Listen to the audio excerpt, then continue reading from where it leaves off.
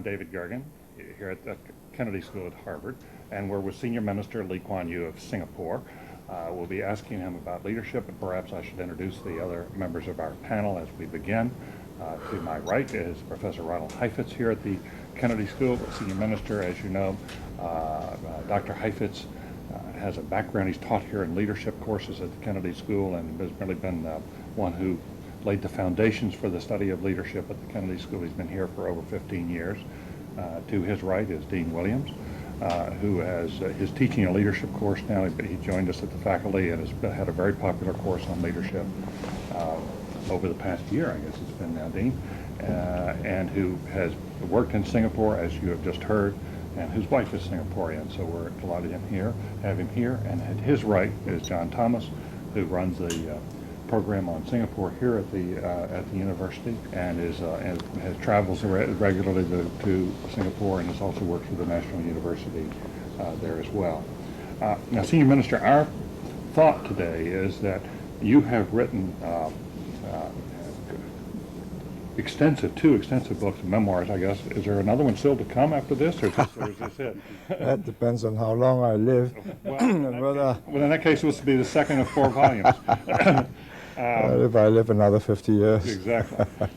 So we might ask you for starters, if you would. I find that in talking to people in China, many of them look to you as a model of personal leadership. And we'd like to begin by asking you, as you look back upon your years, what did you think were the essential elements of your own leadership? Well, to understand what made me and my colleagues become the people we did become, we've got to understand the history, because we went through a harrowing period that tempered us. That either broke us or tempered us. We lived in the happy, placid colonial Singapore in the 1920s, 30s. We grew up there. And the British Empire would have lasted another 1,000 years, so we thought. Then the war broke out in Europe, and I'd been wanting to do law, which could only be done in Britain. So to mark time, because France had fallen, I was 18, I joined the local college, Raffles College, to do a humanities course, economics, English literature, and mathematics. My generation did that. Then in our second year, in December 1942, although the signs were there, but the overconfidence was overwhelming. Never believed that the Japanese dared attack. And on the 8th of December, which was 7th, your dateline, about 4 a.m., they came over and dropped bombs. Utter shock. Then the war began, and in less than 1.5 months, they were right down from the peninsula, from Saigon, where they had based themselves, onto Peninsula Malaya, on bicycles and tanks, came right through at the gates of Singapore. All the guns were pointing out in a different direction. Then the bombardment started, and we saw within 1.5 months the total collapse of the British Raj. And the painting that the Japanese captured was symbolic. I mean, there was this tall, gangling Lieutenant General Sir Archibald Percival,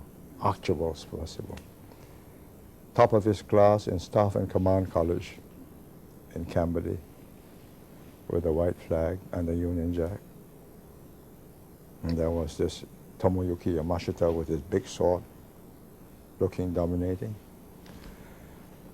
And the Dark Ages just closed in on us. 3.5 years of hell, butchery, brutality.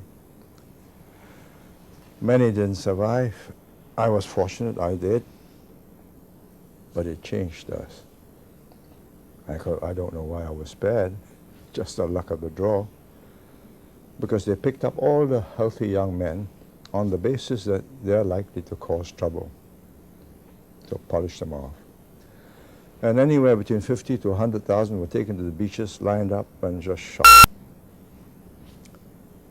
3.5 years of privation, reflection, changed us. What right did they have to do this to us?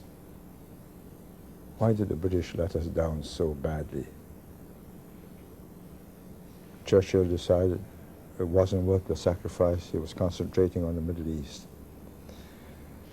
Well, 2 atomic bombs and we were saved, otherwise we would have been destroyed. I mean, towards the end, 1945, when they knew they were losing and they were retreating all the way from the Arakan coast down, they built trenches into every hillock in Singapore, labyrinths, and they had every intention to be there until the flamethrowers incinerated them. But that big bomb and the Emperor's speech, and they meekly surrendered. Some committed suicide. Oh, British came back. Happy times didn't return because they lacked shipping, they lacked medicine, they lacked food. But gradually it improved. My generation then resumed our studies. I went to England, studied in Cambridge to do law, spent 3 years there, took my degree, and 1 year in London. But I was then watching them with different eyes. Can they govern me better than I can govern myself? Because they scooted when the Japanese came in. And why shouldn't I be running the place, my colleagues and I? So that was the beginning, and we went back, built up mass support. How to build up mass support? Here we were, a group of armchair politicians talking revolution in British pubs, crawling from one pub to the other.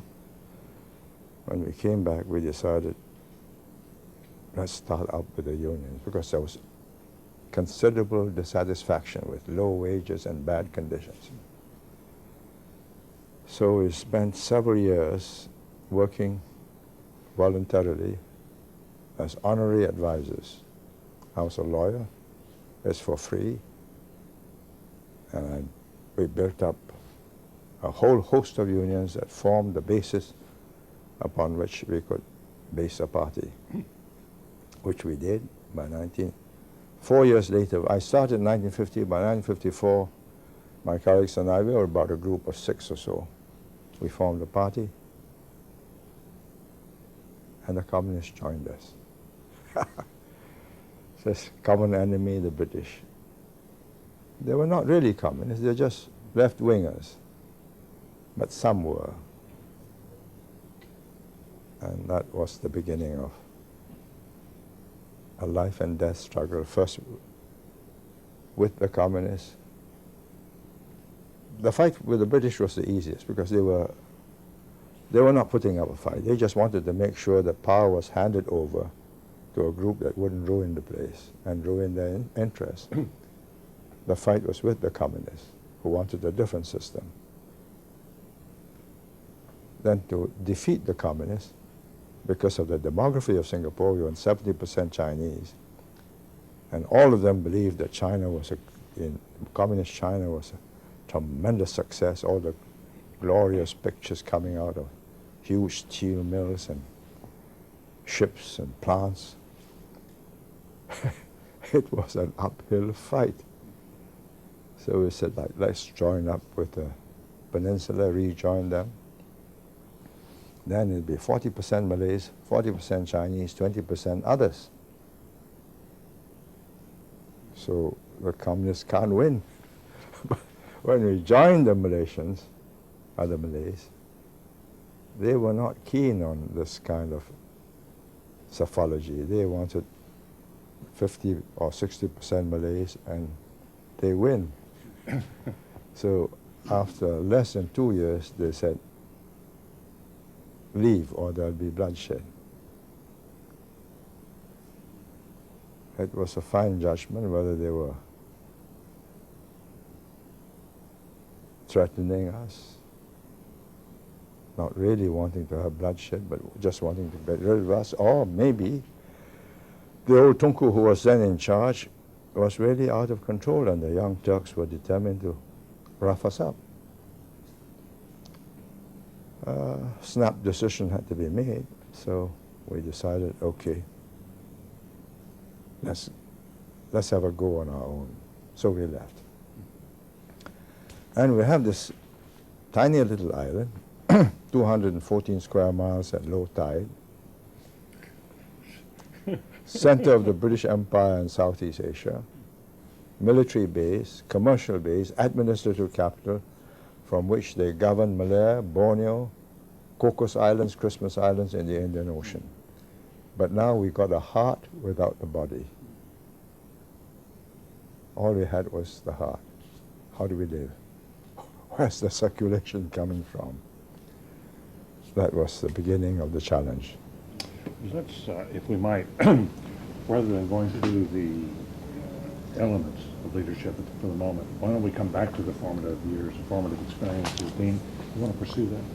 Yeah, could you talk a little bit about the challenges associated with trying to exercise leadership, mobilize, I guess, the competing factions to deal with the challenges of getting the British out of Singapore and Malaya, and that alliance you had with the communists, because potentially that could have been, well, it was threatening to you, and if had they won in any way, they could have just killed you. Oh, we would have been finished off. Yes. Well, it was the sweet innocence of youth. We believe that, you know, they can't all be communists. They look so ordinary people. They were just idealists. Maybe a few were die-hard Marxist Leninists. And why not win them over to our cause? Because anyway, communism can't win in a multiracial society. You've got to win over the Malays, and they're not going to be won over by communism.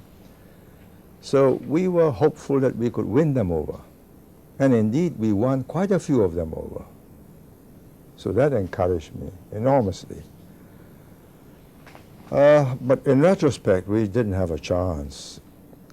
We did not know the depths to which that penetrated the Chinese schools, the clan associations, the Chinese chambers of commerce, the school management committees, alumni associations. Dennis Bloodworth, who was then the observer correspondent for Southeast Asia, covering Singapore and Vietnam, asked me, he says, can't you get rid of these fellows? So I said, they're like radioactive dust. How do you get rid of them? You got to vacuum the whole place out, and with it will go all the activists, and you've got all the inert gases left. So we had to take a chance. In the process, we were lucky in that their leaders lacked an understanding of the outside world. They understood the dynamics of conspiracy, you know, that we are on the same side, this cell takes orders from that cell and so on, and if you break the rules, bong. But they didn't understand that if you can't get sovereignty, if you've got only semi-self-government, semi-independence, the British were still in charge, and they could call the game off and bring the troops back. So that was my advantage. I was a lawyer. I understood completely what constitutional practices were. They didn't. So I arranged it such that when we made constitutional advance, I left unchallenged ultimate sovereignty in the hands of the British. I said, you keep that. If I lose, you'll have to deal with this. If I win, then I'll take over. I think that was the first wisdom, that I did not feel confident that I could win. So I had that backstop. Were there moments of doubt when you were wondering whether at all you could succeed in the face of this challenge? Well, when they opened in 1961, just before May Day, May the 1st, the Tunku, Prime Minister of Malaysia, came out at a speech to the Foreign Correspondents Association and says, yes, he will have merger with Singapore, but not with Singapore alone, but with Malaysia, Sabah, Sarawak, and Brunei. That's the dowry for taking in troublesome Singapore. So the communist underground were greatly excited, because then they would be cornered in this bigger federation. So the leader of the underground, who had met me secretly before I was Prime Minister, sent a message through my wife in her lawyer's office to ask to see me. This was quite a dilemma. The last time I saw him, I was just an MP. So I took him to the legislature, and if anything happened, I said, well, I was just meeting a constituent. But this time, I was the Prime Minister. What am I hobnobbing with a man who has to be arrested on sight? I thought it over. I said, he's also taking a risk. Because I could have a posse of police quietly tailing me and surround the whole place. And we've captured the leader of the underground. But then he might bump me off and bump himself off. So I said, no, let's go. Let's see what the score is. So I picked up a little girl with 2 pigtails at a roundabout, and she directed me to the house where we were going to meet. And I was filled with admiration at the careful planning. It took me to an incompleted public housing project, nearly complete, everything ready except power and electricity. So nobody's in charge, nobody's in occupation. You can't claim that you harbored this man. I thought, all right. There he was, candles, beer, glasses. Sat down. He says, we've been misunderstanding each other. We want to cooperate with you. All we want is space for cultural and union activities. You do it your way, we will do it our way. But we must have space. I thought to myself, space to get stronger, then you have a big tight rope and you put it around my neck. So I said to him, well, you have your views and your agenda. I have to do what I have to do. So you do what you have to do, and if we have to part company, let's part in a friendly way. But I can't guarantee your freedom of action in this way. A few days later, he saw the Open Front leader and says, destroy the PAP government. Then they broke off and the fight began. And I wasn't sure we were going to win it. Because all of a sudden, all their sleepers in all the unions and the newspapers, Chinese newspapers particularly, school management committees, chambers of commerce, came out with fiery statements denouncing me as a lackey of the imperialists and tool of the feudal leaders in Malaysia, and so on and so on and so on. And then the fight began for the vote, because I had a referendum. I proposed a referendum to join or not to join Malaysia. And we campaigned for a whole year. We won it. They lost. I gave them no choice, because they had agreed with me that the future of independence lay with merger with Malaya. And I said, all in the written document. So they can't back off. So I said, well, in that case, we will have merger either style 1 or style 2 or style 3. They said, no, you must have anti-merger. I said, no, you never wanted anti-merger. So they called for a blank vote to protest. They got 30% blank votes. I carried 70%. So we went into Malaysia. But in the process, this is where I mean, if Singapore had got independence straight away, we would not have succeeded. It was a fractious, strike-blown, riotous kind of people. Quite irresponsible. They're just angry with the world. But having gone through this awful clash with dark forces that would engulf us, huge, massive rallies which the communists could mount to intimidate people, they decided that this was a very serious business and that we were not unworthy of their trust, that we were prepared to fight. Then having got to Malaysia, the Malays then mounted riots against us to browbeat us. And at that time, the police and the army were in the hands of the Malays. We stood up and said, no, you stop it. Let's have a commission of inquiry. And put the Tunku, the Prime Minister of Malaysia, on the defensive.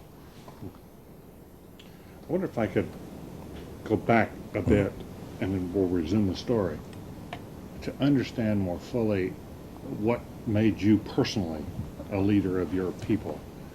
Do you feel that you were born a leader, or were there episodes in your youth that shaped you as a leader and allowed you to move forward in the way you did and gave you the confidence to move forward?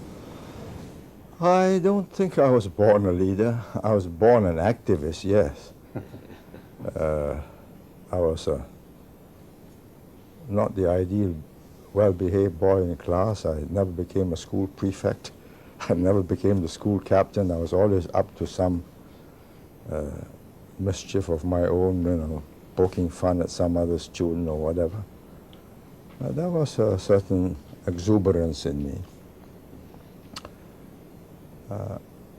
What made me a leader was that when the time came, the group of us who were the core of the leadership said, you better lead, because I was the best speaker. You're the best speaker. I was the best speaker. I was the best speaker in English. But then the mass of the people who spoke Hokkien and Mandarin and Malay. That was sort of Chinese language, right? Yeah. So English was understood then, in the 1950s, by about 20% of the population. So I furiously started learning. Malay I was quite good at, because I grew up with Malay students, so I could easily use bazaar Malay, not polished Malay. Could easily make myself understood. But I then learned Mandarin, the Chinese language of the educated. Then discovered that only 20–30% of the population understood Mandarin. That the vast 70% spoke a variety of dialects, and the most understood dialect was Hokkien, Fujian, what Taiwan uses. So every day at lunchtime, instead of having lunch, I would sit down with a Hokkien teacher and laboriously and painfully learn to convert my Mandarin into Hokkien. And had I not mastered that, the battle would be lost by default. But because I mastered that, we were able to get our message through. And what was more important, I think, in the course of the fight, when I started speaking in Hokkien. This was in the 1950s? This was in the 1960s, 61. There was a by-election. the kids just laughed at me because it was comical. So I said, please don't laugh. Help me. I'm trying to get you to understand me. By 6 months, I was able to get my ideas across. By the referendum in 2 years, I was airborne. And so came, it had two advantages. One, it showed to them how determined I was and how sincere I was, because here I am doing all these other things and learning this language to talk to them. And secondly, believe it or not, at the end of 2 years, I could speak better than most of them. That came respect. Yeah. You said in the book, your second volume, that your greatest asset was your strength at the podium, Yeah. your capacity to speak. Yeah. That's really what helped to single you out early, and then and then to gain the attention and the following. Yeah. And where did that come from? It was just that was a natural born capacity, or is that something you learned when you went to England? If you ask me, it must have been innate. Yeah. I wanted to be a lawyer. Why? Because my parents told me they had suffered with a depression in the 1930s. Mm-hmm. And their friends who were lawyers or doctors or engineers didn't suffer so badly because they had a profession. So they told me, get a profession. So I wasn't keen on being a doctor. I thought an engineer was a hard life, making machines and so on. Why not be a lawyer? You just Argue. you argue. And I wasn't bad at that. So I took part in debates in school and became a regular debater and chairman of the debating club. But that's not decisive. I've seen later on in the Cambridge Union Society people make clever speeches. It's a useful technique, but to get across, you must have a deep message which you must be able to put with total conviction. Then they believe you. And the formative experiences that came in forming your convictions came out of the war, and then what you saw after the war. Out of the war, out of working with the communists, fighting them, out of going into Malaysia and finding that we were ambushed by the Malay extremists who wanted the Malay-dominated country. And we had to fight them and said, no, what does the Constitution say? We are equal citizens. Then they tried to browbeat us. Blood will flow.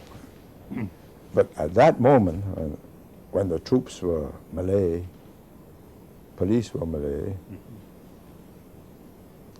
the people were greatly relieved and took comfort that here was a group that was prepared to stand up for them and said, oh, we are not scared. Okay, over our dead bodies. You kill us. And take the consequences, because at that moment, British, Australian and New Zealand troops were defending them against Indonesia's confrontation. And if they bumped us off, there'll be a tremendous row in the British Parliament, where I had many friends, in the Australian Parliament, where the Prime Minister, Robert Menzies, was also a friend, and in New Zealand. So they had to weigh the odds of having a mighty big row with their three protectors against Sukarno's forces, or settling in accordance with the Constitution. Come back to this point you made. It's not enough to make the clever speech. That anybody can do that, but what is important is the conviction that goes with it. Why is that? Why do you distinguish between the two? Well, because one is just a clever speech, they listen to you and they say, well, oh, smart fellow. But when you're facing a dire crisis and we say, as after a riot, I had to say, you're worried, so am I. I'm worried too. But let me tell you this, if we stay united, there are limits to what they can do to us. Let's have a solidarity movement throughout Malaysia, all the towns. And there are 40% Chinese, 40%, 20% Indians and others. That's 60%. We are the majority. And we might get some Malays to join us too. So that arithmetic, simple, vivid, they said, yes, we have a fighting chance. This is not a hopeless fight. We've got leaders who are not going to cut and run. And they also knew that I had a direct line to Harold Wilson, who was a personal friend of mine.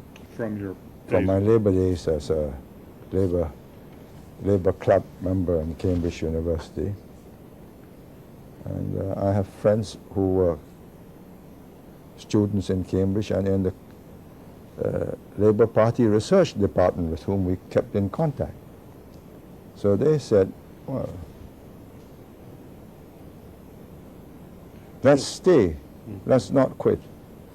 So you must have a message which is credible, which is sincere, and at the end of the day they say, yes, it can win if we have the courage to stay put and not run. And they did. Had you come through personal tests of fire before you became a leader of your people? I'm not sure our personal test of fire. I mean, my only test of between life and death was a bit of quick-wittedness. The Japanese corralled us all Chinese into concentration camps for filtering out, to pick out healthy males whom they want to polish off. They wanted to punish the Singapore Chinese for supporting the China Relief Fund, helping the nationalist government fight them. So I was kept with my family in a red light district. They just corralled us. I think they just drew a circle and said, there you are. And as I was walking out, if you are cleared, they'll chop a Japanese character or Chinese character, meaning examine, Chien. It's either on your body, then you don't wash it, try and keep it for as long as you can, or on your shirt, in which case you preserve the shirt. When it came to my turn, as I was passing through, carrying my little belongings, he said, go to that lorry. I thought, no, this is trouble. If you go to the lorry, you might be killed. Instinct told me that, yes, yes, it was bad. I said, can I collect my other things? They said, yes, go ahead. I then went smartly back. My gardener, who was a rickshaw puller who pulled my brothers and sisters to school, had his labor lines there. He shared a dorm there. So I hid in his place for a couple of days. Then when they changed the screening inspectors, people with hooded eyes and so on, they decide who gets through, who doesn't get through. I decided to try my luck and went out again. This time I got through. The ones that were sent to that lorry were sent to the beaches and machine gun. So, have I had a brush with death? Yes. I was wondering whether it gave you the kind of courage that you've shown through life. You're known for having guts to sort of see through very tough situations. I'm not sure it's guts. It's just instinct. The other way, I thought, oh, this sure sure death. Let's try. Looking my meekest, I said, my things to collect. I said, all right. People have become increasingly ambivalent in the West in the last 30 years, 40 years, ambivalent about authority.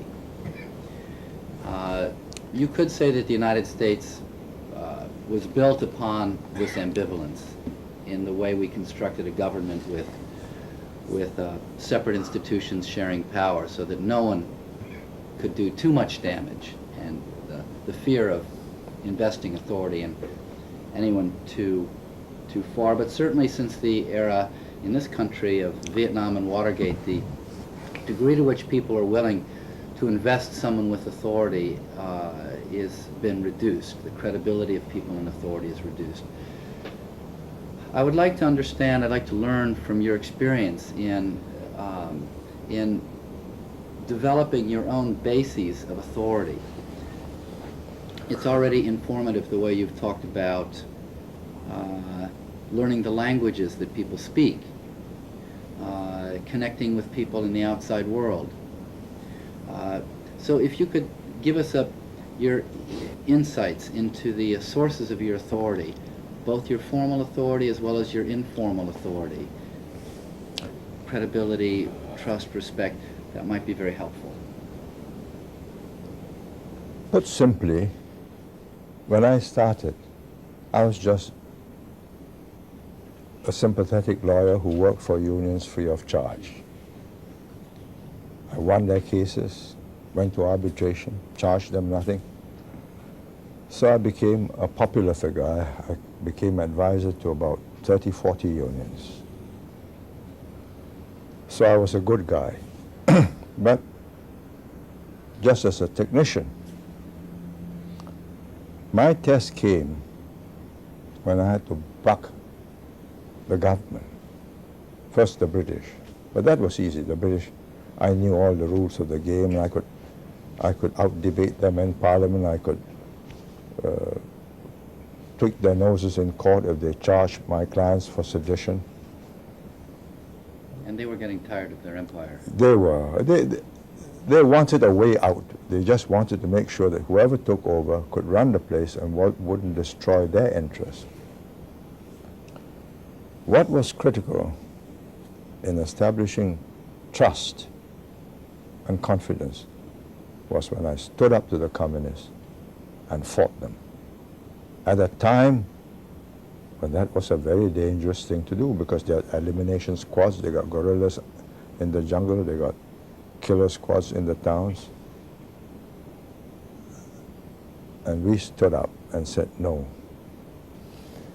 And it was a test of both courage to stand up to them and political skills. They denied that they were communists.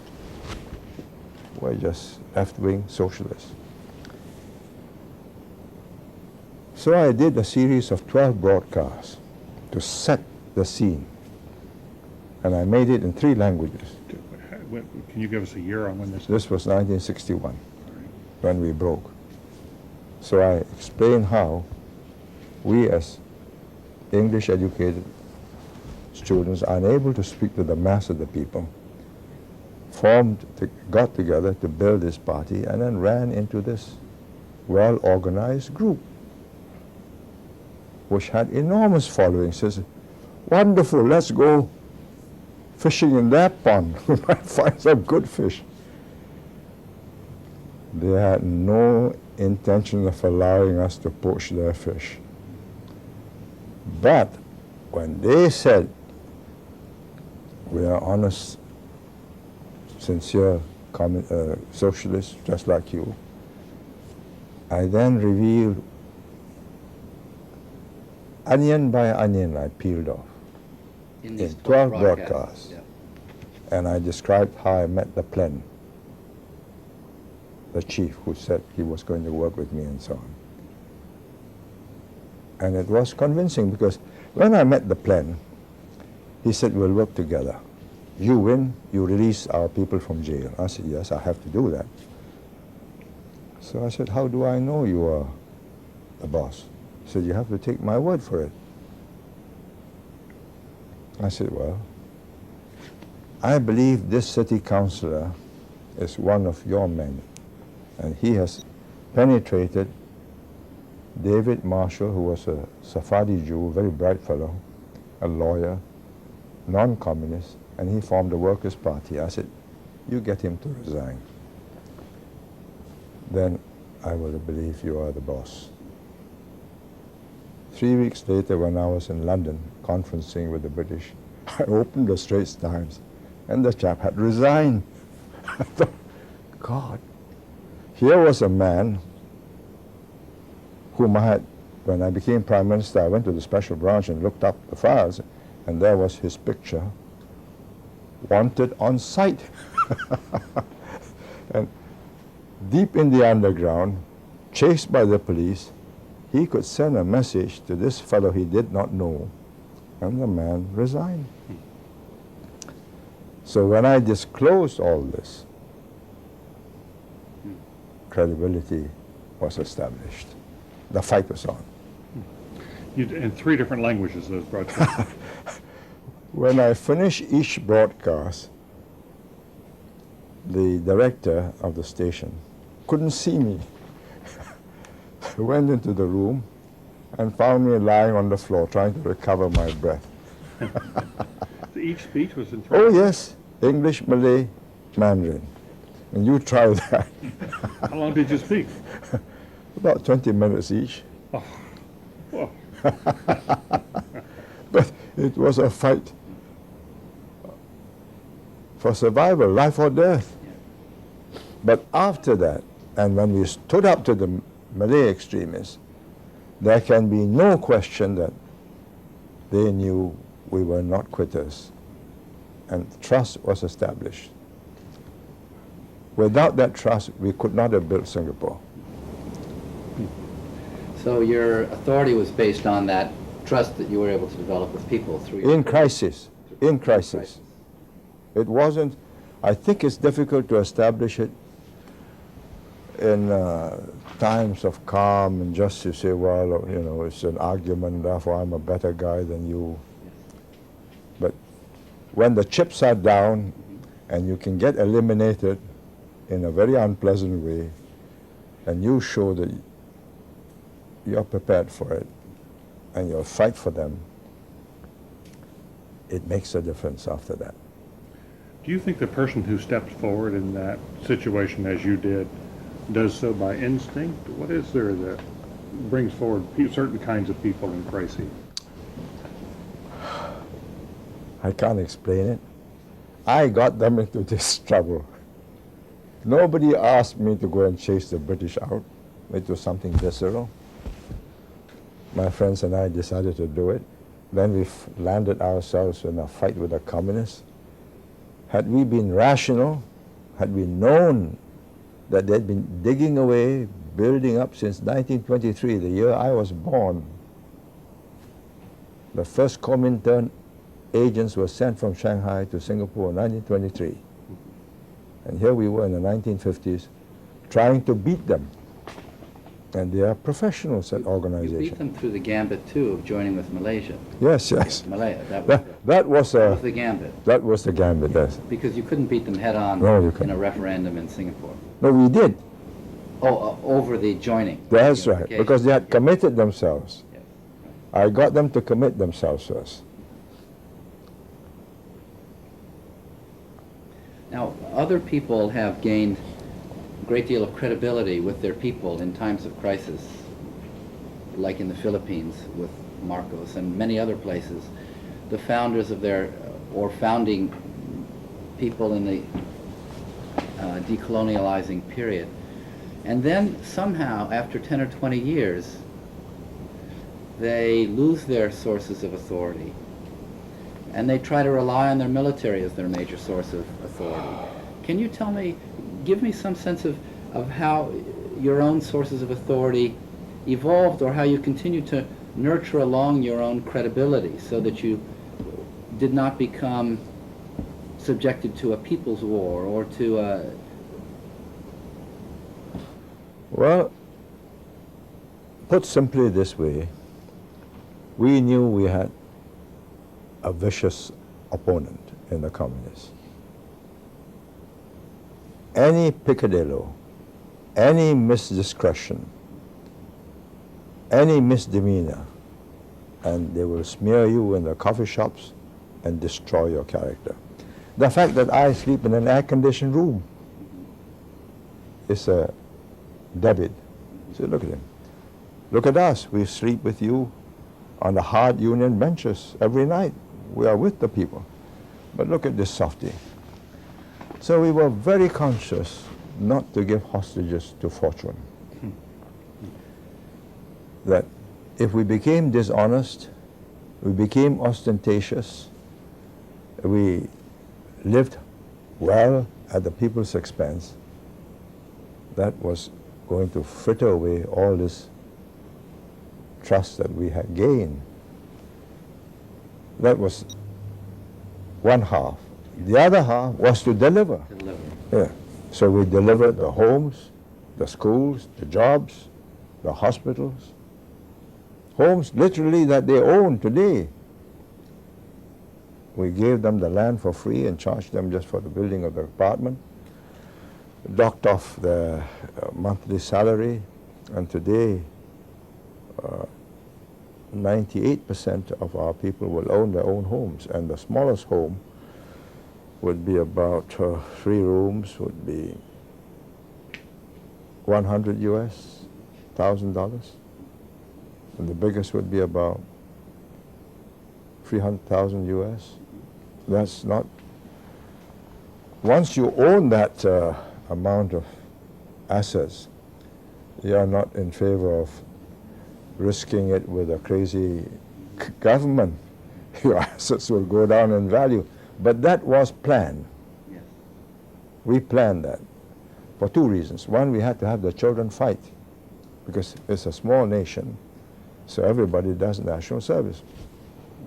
And if you're going to fight for all the wealthy people's big estates, that's not a good idea. So we gave everybody a stake. So not losing our sense of purpose and place, not abusing our power, that we were trustees and not owners of the place. That was crucial. And the other, to deliver. Let me, I wanted to come to you, John Thomas, because this goes back to, he's talked to one of the people who's closest to you about elements of your leadership. Could you pursue that, John? Yes, first of all, let me thank you, Senior Minister, for spending this time with us. You said yesterday that in some ways you were here because having visited Harvard and spent a brief sabbatical with us in 1968, you felt some sense of it was an opportunity to repay what you had gained at that time. And I think your notion that 32 years later you still are prepared to reward, to thank us in this way is very significant, and so we want to thank you for this. But I had the opportunity to have a long lunch with a colleague of yours, someone who's worked with you very closely, and I asked him in that conversation, what are the characteristics of the senior minister as a leader? What would you point to as the 5 or 6 things that really characterize him and make him stand out as a leader? And I'd be happy to share his comments with you in a minute, but I'd be very interested in hearing what you think are the personal characteristics that really typify your leadership.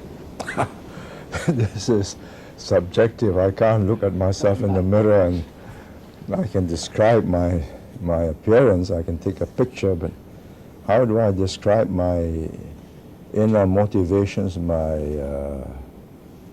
proclivities?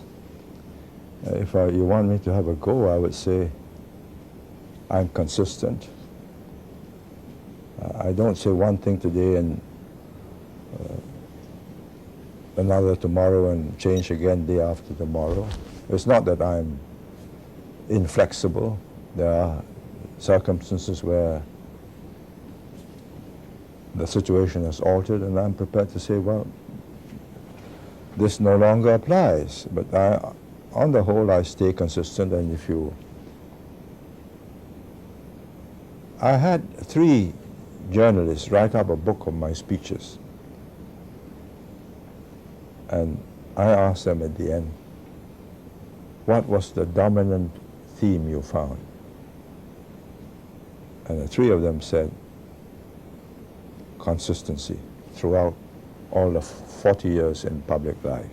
What I said at the beginning, throughout all that period, the theme stayed loud and clear. That made it simple, because you know where you stand with me and you know what I want to do. 2, I'm quite determined. I may not be able to do it this way, but don't believe I've given up. I will think of some other way to get there. I think it's necessary, because if you lack that determination, then you're not going to achieve. You will not be able to deliver. Third, I am able to get ideas across to people in simple ways and persuade them to my point of view. If not the first time, then the second, the third, the 4th time. I don't give up. Eventually, I swing them around.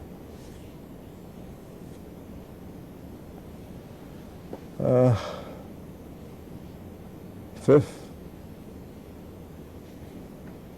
I am true to my friends and colleagues. I don't place trust in people who don't deserve it, but those whom I feel are trustworthy, I give them total authority. I give them total mandate to do it their way. It's part of a Chinese saying, use man, don't distrust. Distrust man, don't use. Say that again now. Use a man, don't distrust him. If you distrust him, don't use him. And I would say I've been fairly good at sensing who I should not trust. It's part of the EQ problem. I don't think any leader could last for long if his EQ is weak, because you've got to depend on other people to help you do the job. And if you are hoodwinked and you place trust in people who are not sharing your views, you're in trouble. What did this man tell you? All will be revealed. 6 points, and I emphasize that I wrote these down in my own words sometime after the conversation, but the first one was one you made. It said he has a very strong sense of determination. Once he starts something, he will see it through. He persists, he will not fail, and everyone knows that. That helps. It seems to have. Stubborn. Second was he develops a broad vision of where he wants to go, and he connects things. He sees the implications much more fully than most people. Third was he has an unusual grasp of the environment. He understands context and what is possible. He knows where opposition will appear, what people want, such as security or opportunity. He understands hopes, and he understands history. Fourth, he understands the relationships between politics and policies. He understands priorities, preparation, what can be done, when, and how to do it. He reads extensively and he connects things that he has read at different times, sometimes widely separated in time, to get a deep understanding of a particular situation. And the last one, he gets the best people, whether they are friends or enemies. He always welcomes opposition and opposing views until he makes a decision. So those were his. You must be a great supporter of mine. I think that's fair to say.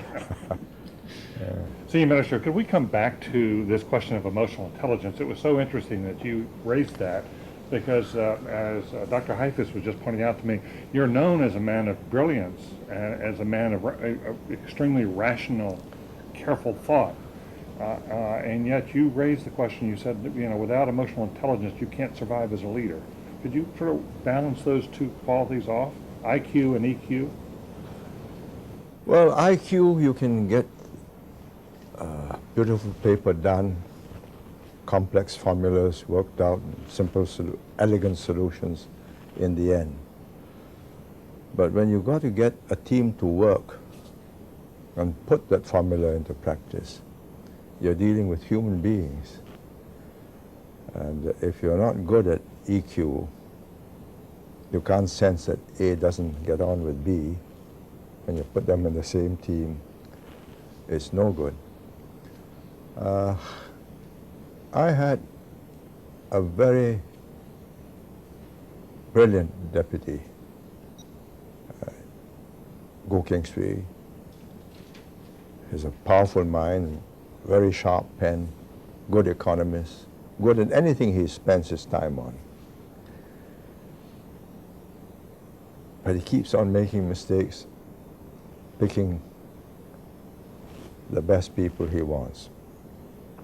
He'll enthuse about somebody, say, oh, wonderful, he put up a paper for me. Then he says, I want him as my secretary. 6 months later, he'll come back to see me and says, oh, chap's no good, he lacks judgment, change him. He's unable to sense and feel a person. I had another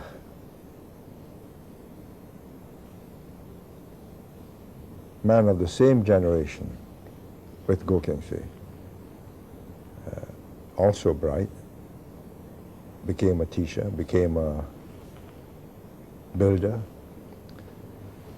and a manufacturer of ships. Then in his 60s, I persuaded him to be the chairman of our Public Services Commission that recruits people for the public service and interviews potential officers or young students for scholarships to top universities abroad. And nobody pulls any wool over his eyes. He sees through the person each time. And when he sends me a man and says, this is a good man, he turns out to be a good man. He's got this uncanny knack. I have another friend, also a colleague. He was a manufacturer of sago flour. He invented a machine that would thresh the sago out of the fiber. I got him to build houses, the first few houses, practical. I was very good at that. When he shook hands with a former special branch officer who hated us, he didn't know that, a Chinese, who when we took office, switched and worked for Malaya. And he shook hands with the man and he says, I recoiled when I felt his palm. Evil man, he said. And he was. How does he know? I don't know. I think his body language, his eyes, his sense of feel of the other person. So I learned, whenever I had to do interviews to choose people, I would get people like Lim Kim San, Chwee, the people who are very good at seeing through a candidate. And in 1 hour, we'll have the papers before us, records, achievements, various tests, degrees, etc. But in that 1 hour exchange, it's yes or no, and they were very good. I would rate myself as score 1 to 10, I'd give myself 7, maybe 8. But this chap who was chairman of our PSC, I'd give him 10. That's on EQ. Yes, on EQ. And if you had to rate yourself on IQ, 1 to 10? That's easier. You can put me through SAT, and I've never been through one, but I would say maybe 120. What was that? 120, maybe. 120. In an IQ score. An IQ score. IQ Yeah. score. Maybe, I don't know, must have been tailing off over the years as the neurons die. And so in looking for someone to appoint to a position of high authority, or if you're looking toward a leader, would you prefer a high IQ or a high EQ? What I think I hear you saying is have a good enough IQ, but then have a high EQ. That depends on the job. Supposing I wanted somebody to run the Institute of Cell and Molecular Biology and run a research project, then I would say, well, even if his EQ is not that good, but he will chase this thing down the tunnel until he finds what was the gene or what was the little thing that is needed, then I'd go for his IQ. But that would be an exception. But if I'm going to get a man to do a job that handles other people, a department or a team, he should have enough IQ to be able to master the details, so he understands the total project, but good EQ so he knows who to appoint to what particular sector and who will work with whom. Because if you can't get a good team going, then it's a failure, because he can't do it himself. He's got to get a team to work it for him.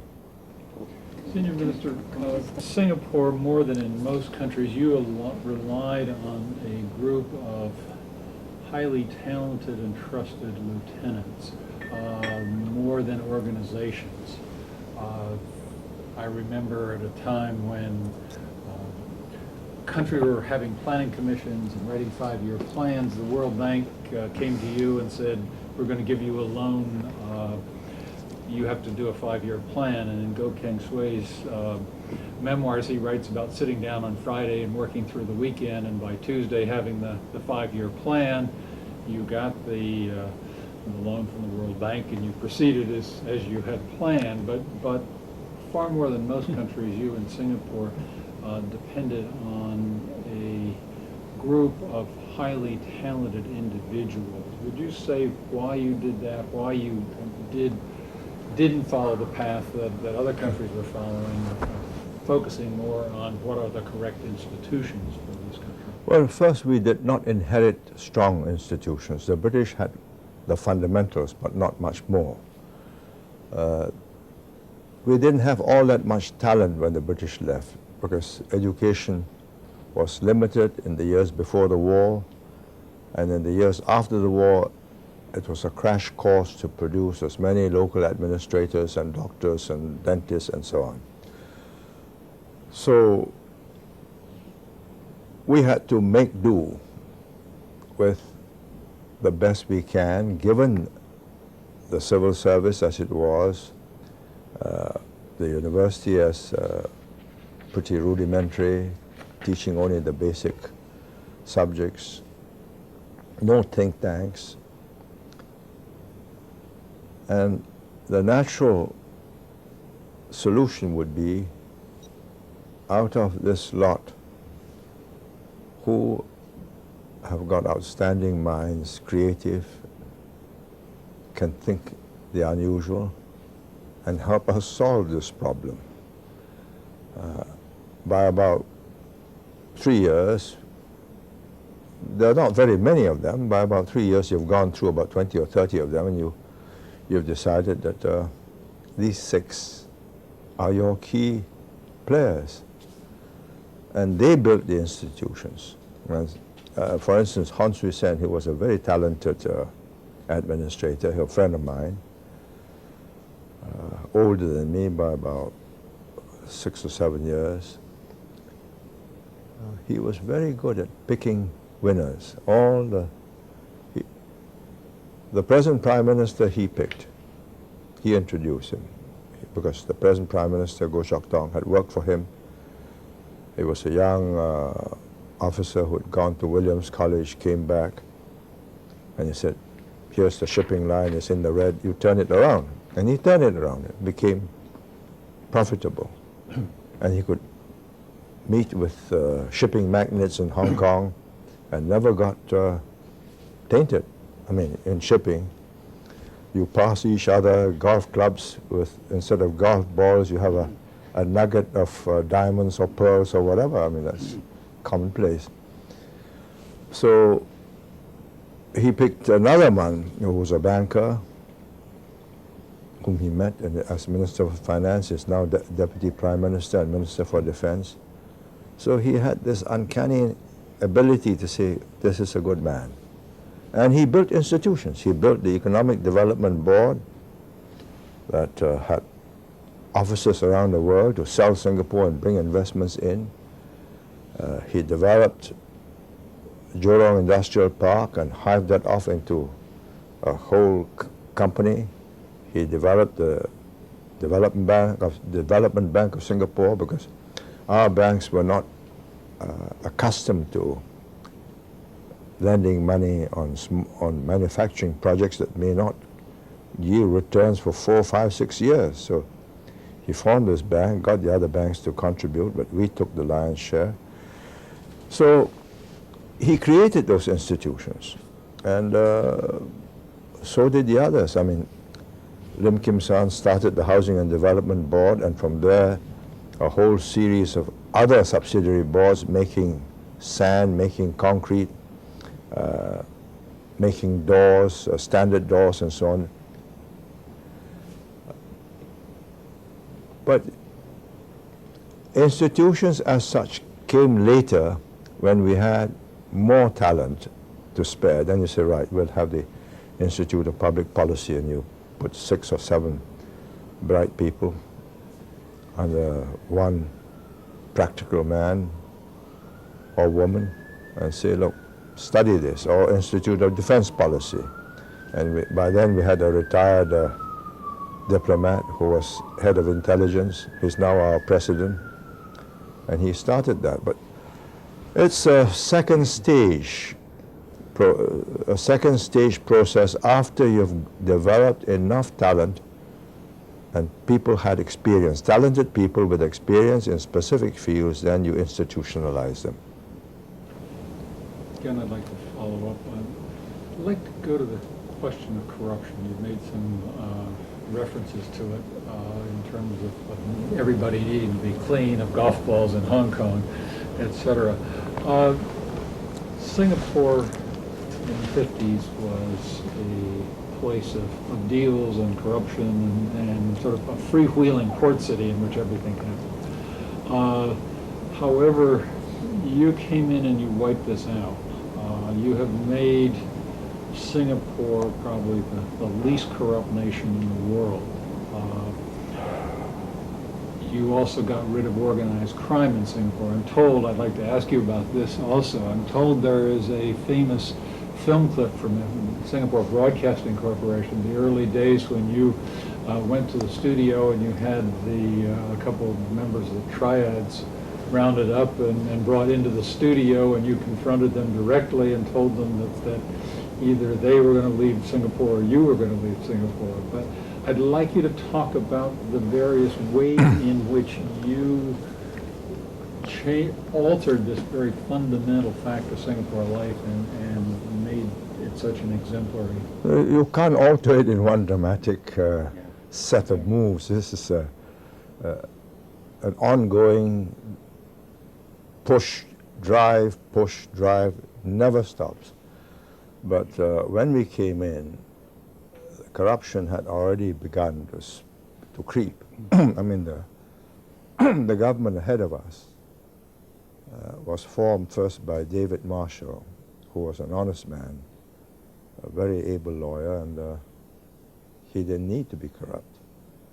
Then, when he resigned, a less able man called Lim Yew Hock took over. And under him was a very fractious government that was only held together because there was loot. So for about 3.5 years, it was beginning to get crummy and affecting the whole administration. This was one of our problems. We didn't feel strong enough to fight the communists to take over. But if we didn't fight to take over and we blocked the communists and we left this government for another 5 years, then we'll inherit a civil service that's corrupted, and then you've got weakened instruments, blunted instruments. So that forced us to take over. And when we took over, we decided that this was the critical factor. If we did not make it that every dollar that was put in at the top reaches the ground as $1, we're not going to succeed, because we have few dollars. And the communists will just kill us. Look at it, another corrupt bunch. So we came in and we made a symbolic act. We dressed in white shirts, white trousers, and said we will be what we represent. We were also, of course, sickened by the hypocrisy and the venality of so many nationalist leaders that took power and within a short number of years just were living it up and running their countries down. So we had to be different. We knew the communists would kill us if we were not careful. And we had the incentive to want to see that every dollar reaches the ground. So we changed the rules, made it transparent, no discretion, everything was open. So if you do something unusual, your subordinate or your peers will notice. Then I also put the Anti-Corruption Corrupt Practices Investigation Bureau under my personal portfolio so that everybody knew that I'm personally going to lead this drive. So I gave the director the authority to investigate everybody and everything, all ministers, including myself.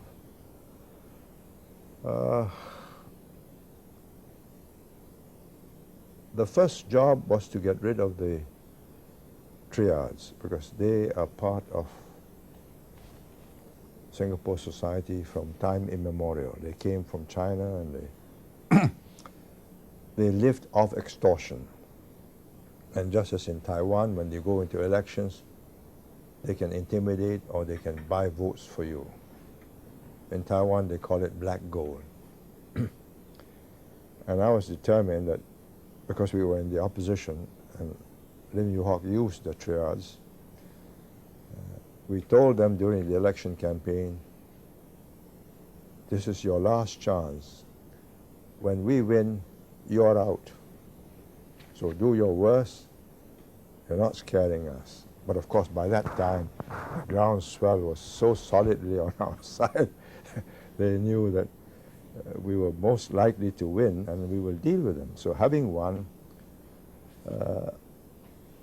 we just polished them off. We had special laws which the British had passed called Criminal Law Temporary Provisions Act, where you can't have evidence against a criminal because of his triad links or drug smuggling or whatever. You can lock him up for 2 years. And it goes to a special advisory committee where evidence is placed, not necessarily enough for a conviction in court. So within 2 years, we cleaned up the lot. and many moved off to Malaya and other places, and they never came back. Had we got them back, because the police and the army was attacking the populace, so we used them to fight them, I think then they would have grown, which was what happened in other parts of the world. But after that, it's just one hard slog to make sure. The venality is a failing which sometimes is difficult to explain. I mean, the most difficult of all to explain was when my own colleague, who built up all these beautiful houses, he is an architect, very able organizer, called Teh Chang Wan. I've covered him in one of my chapters. He could have made a fortune outside just as an architect. But for some reason, he yielded to the temptation of taking $500,000 for adding an extra piece of land on a land sale, so that the developer has a neat little completed plot. Then he did that for another one. And years later it cropped up. And the investigations had to start. He wanted to see me to solve the problem. I said, if I see you, then I'll be a witness in court. So best not see me. Better see your lawyer. He committed suicide and left. He left a note and said, as an Oriental gentleman who believes in honor, I have to pay the supreme price. Died. And the family left because we had created by then, this was 85, 86, we had created in Singapore a climate of opinion which considers bribery, especially bribery graft in high places, as totally devastating to the society and the economy. But it's a heavy price, but it reminds every minister that there are no exceptions.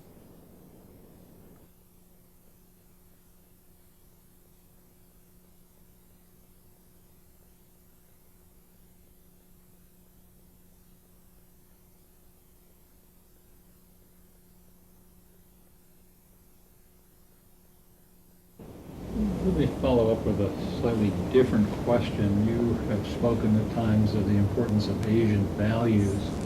I wanted to ask you if you think that the Asian environment shapes the exercise of leadership in Asia. And for instance, it's often said that family values, which suggest that you can oppose the head of the household within the family, but not outside, is also a paradigm for public leadership.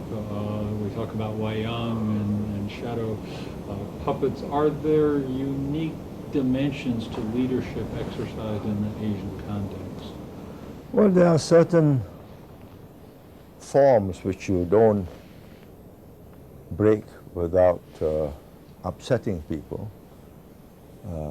I'm not sure that it will always remain that way, because all these societies are now open to American television and British and all the other external media. But by and large, there is a certain respect for authority, because you've got to give respect to authority, otherwise the system won't work. I mean, if every time you have a man elected president or prime minister says, oh, he's a crook, you can't be believed, the system won't run. You've got to say, well, he's the prime minister. He may not have been the ideal.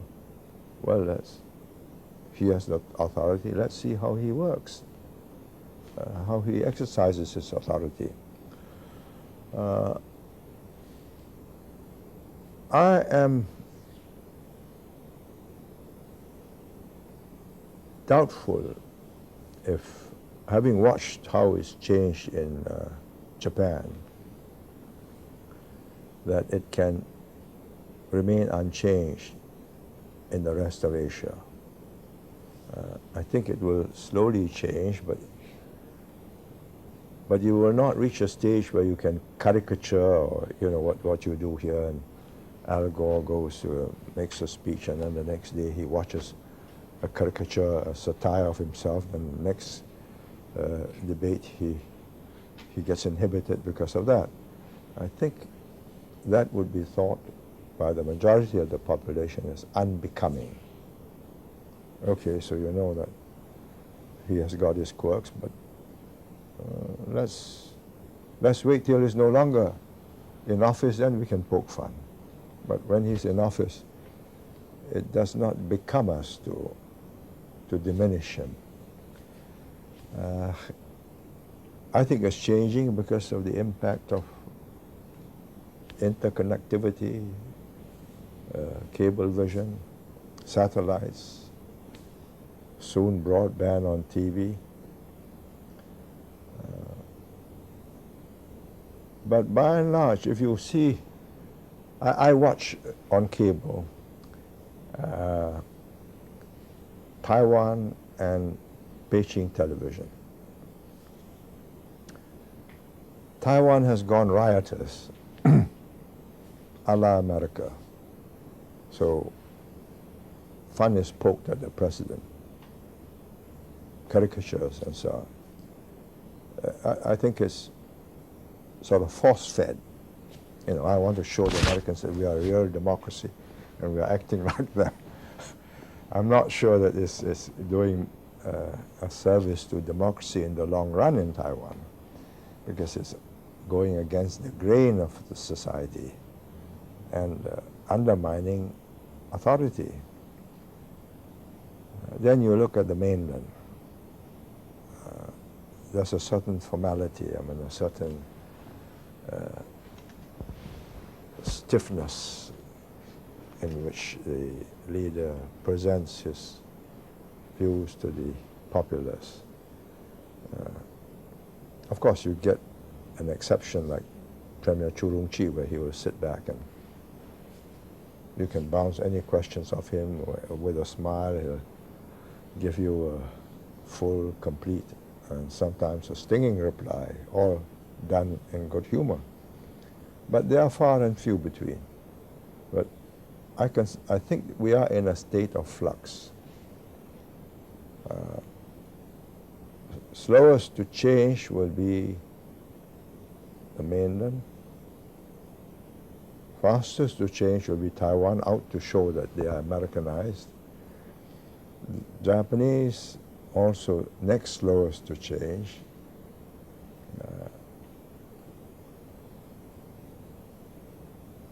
In Indonesia, it's gone a little haywire. When President Suharto was in charge, he was a stern oracle. He says very few things and very seldom. But what he says, you have to study very carefully because they are going to be implemented. Then it went to Habibie, President Habibie, and he wanted to be a cuddly teddy bear, and he met the press every day. And in the process, made the presidency a very different kind of institution. So now you've got Abdul Rahman Wahid, president, very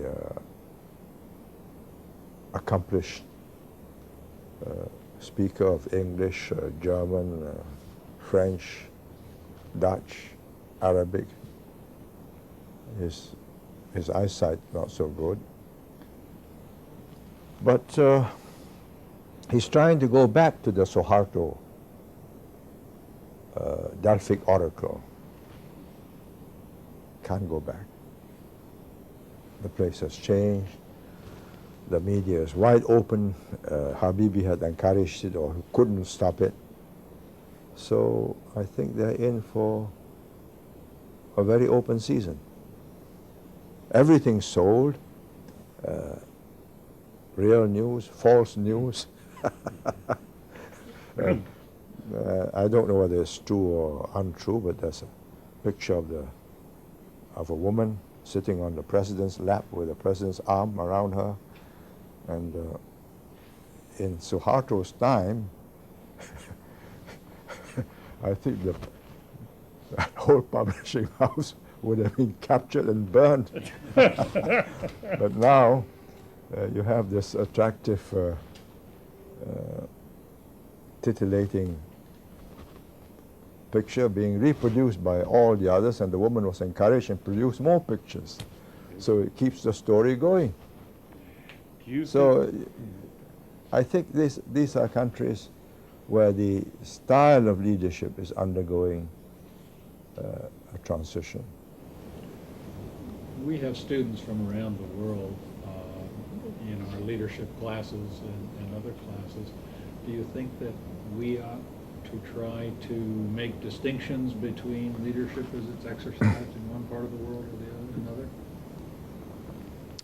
Leadership has to be exercised in the context of the society it is in. Yes. Without that context, it doesn't make sense. I mean, if you take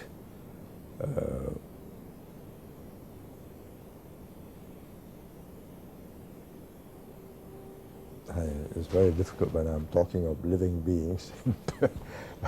If you take, let's take past leaders. Margaret Thatcher could only operate in the way she did, and operated effectively during the years of her prime, from 1979 to 1990, because of the context. I mean, the society had been in a malaise.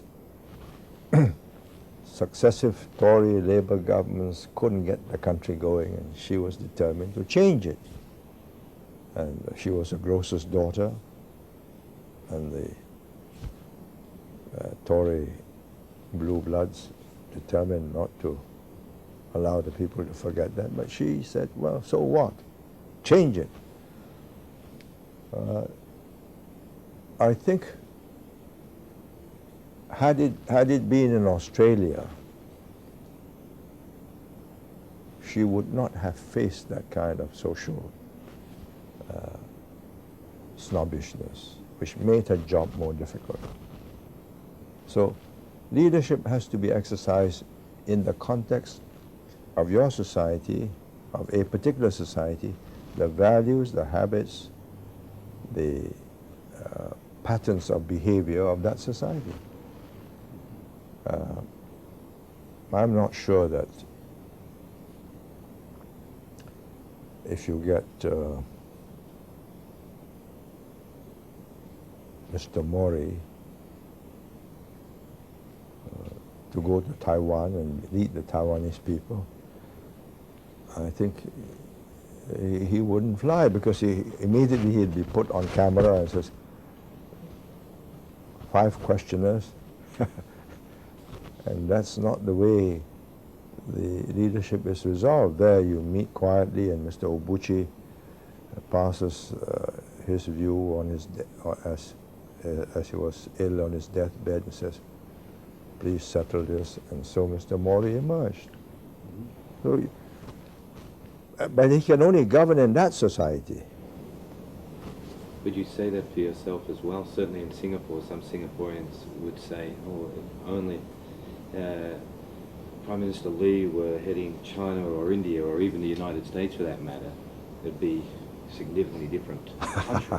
I mean, CEOs change companies all the time, so essentially what you're saying, the contexts are too radically different.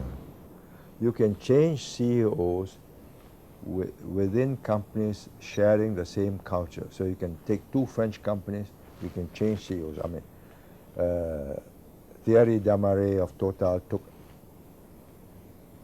Elf Fina, so it became Total Fina. Then he took Elf Aquitaine, so it's Total Elf, Total Fina Elf. But they are all of a similar culture. When Jürgen Schrempf took over, Daimler took over Chrysler, that's a cross-border merger. Mr. Eaton resigned after a short while, and there's still an incomplete job of fusing the two cultures. So it's not comparable. I mean, and countries are very different.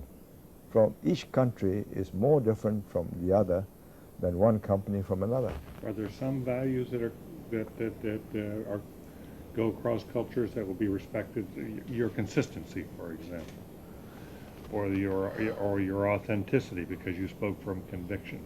There must be some of these that are fairly universal, but may change on the margins within different contexts. Well, but not. I will not be able to be as effective, Yeah. and because they will not identify with me. I mean, let's put it this way. I was in Malaysia for 2 years, 63, 64, 65. And at the time I left, many people identified my views as their interests. They have seen how Singapore has lived up to those views. But the younger generation has grown up in Malaysia, having to comply with a different framework within which they can grow.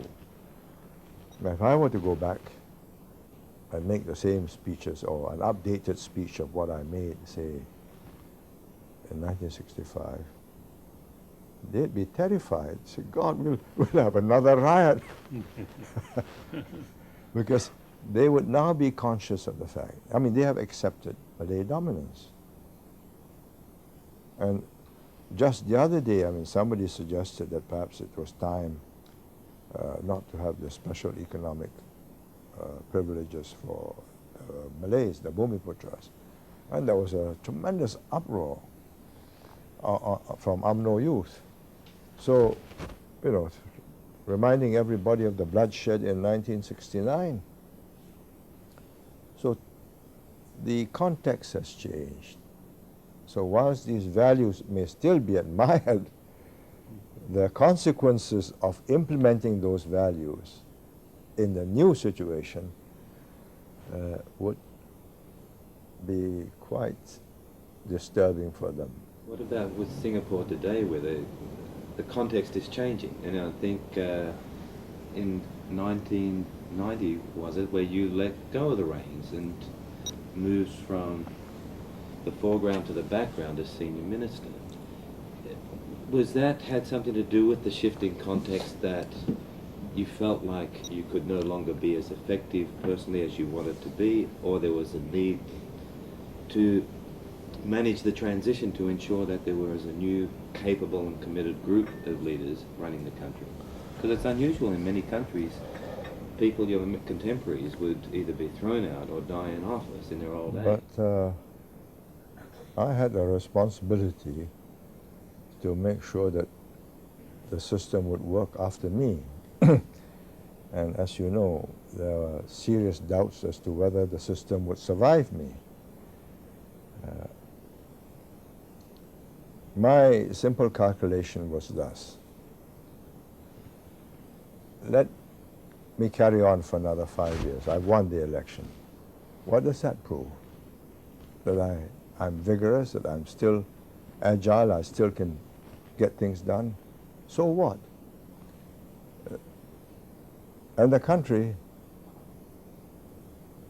has got to cross this watershed of a long-serving leader who had customized the way in which he runs the government.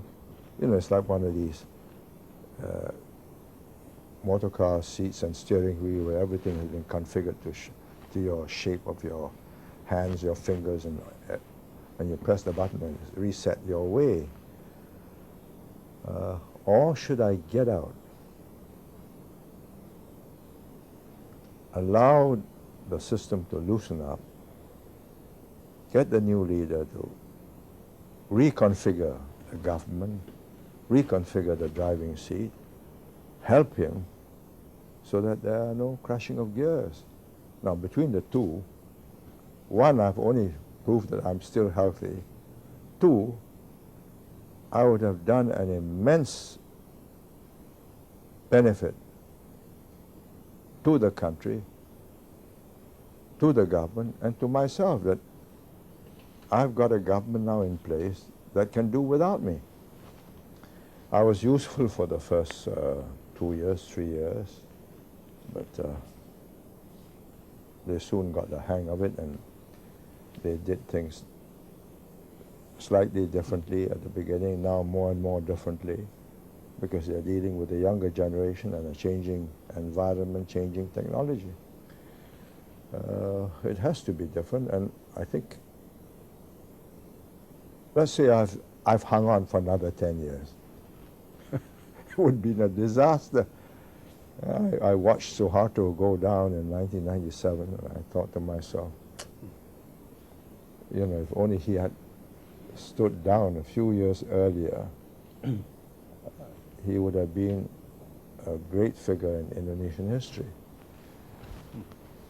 Senior Minister, you writing your book about one of the major challenges you had early on was to change the attitudes of the Chinese in Singapore about military service so that they would be more embracing of it, and you could form an army. And you had faced other challenges like that about moving the population, moving their attitudes, changing their views. How does a leader do that? How do you cope with a problem that's very large for your society and you want to change habits and attitudes of the population? We faced, and the people knew we faced, a dire threat. When we became independent, our 2 battalions, which had been formed during British days,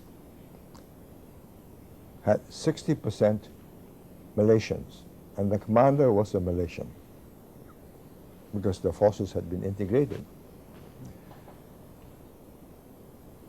And the Tunku intended that they should stay there.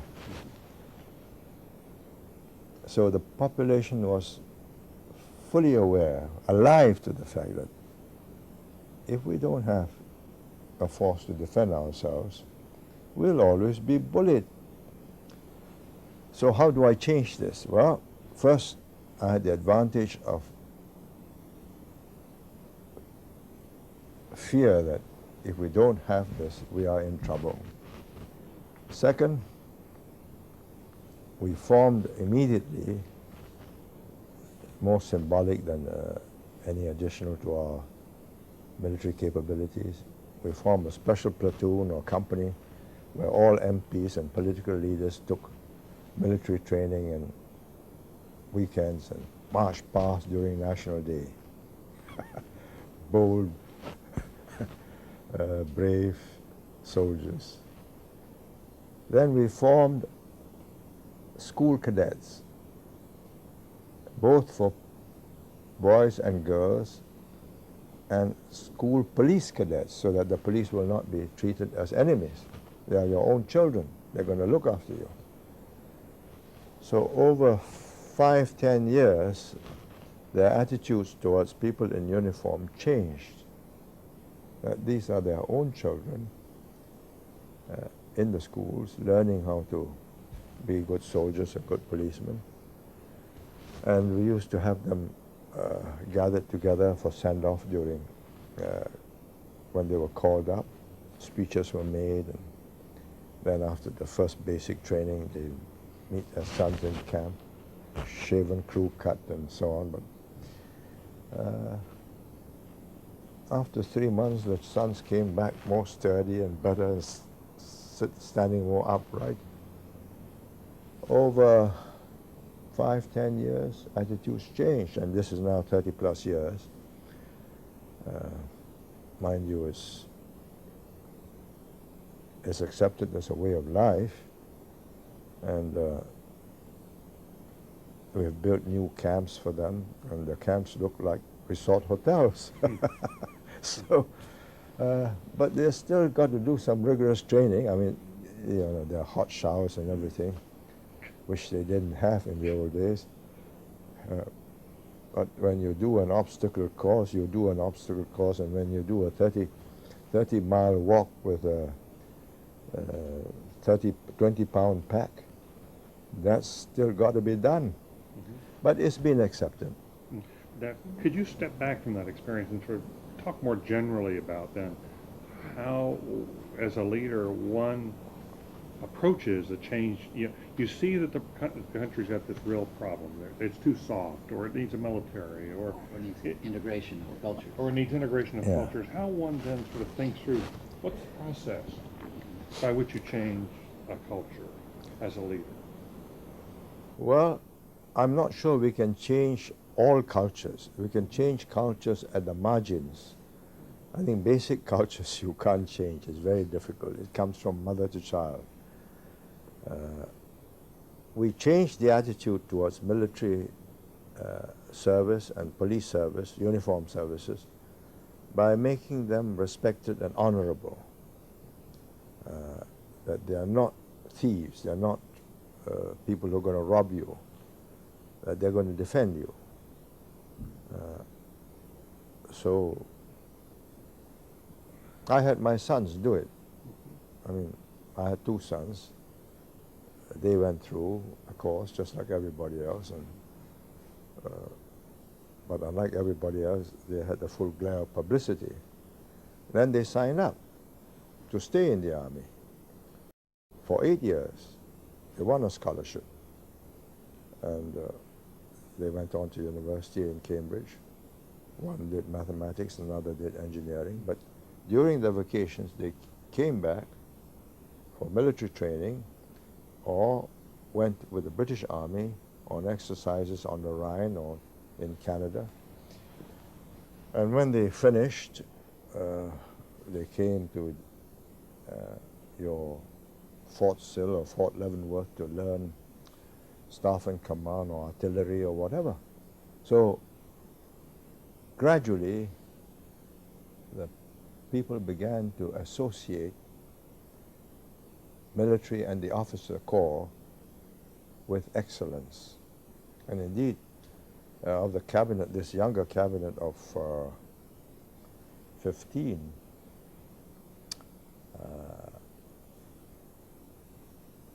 there are 5 who are military officers who ended up as, my son was one, he was a brigadier general. There's George Yeo, also brigadier general. There's Teo Chi Hien, he was a rear admiral. There's Lim Hung Kiang, he's a colonel. But, there's Lim Swee Se, he was, I think, a major. But, you know, the public now associates the officer corps with excellence. These are people who have gone through the academic process, top scores, done well in the army, reached staff grade, and now are ministers. So perceptions have changed, and we did that deliberately. We have a fast flow through in the army, in the armed forces, because it's always a young force. So by about, when they sign up, they know that by the time they are 30 plus, they can start a second career. And we usually send them off to business school or, you know, Harvard, Stanford or whatever, and then they start a second career. Were you thinking in the long term back then? Oh yes, indeed. Yes, realizing you're going to it's going to take, you know, decades Yeah. to shift values and change mindsets. Yeah. Well, we had to start, but we have done, we have shifted the values. But we have some problems now because parents are wealthy, so they say, why should my son serve a bond for 8 years? Let's make it 4 years, or I'll pay for my son. So it's a changing situation, but they no longer think that soldiering is a demeaning or low-level job. Now, many people in top positions of political power imagine that they can make a major change in social attitudes, either through the use of their formal authority or through the expert fashioning of some brilliant policy piece of engineering. In either case, that the work can get done quickly and authoritatively and expertly.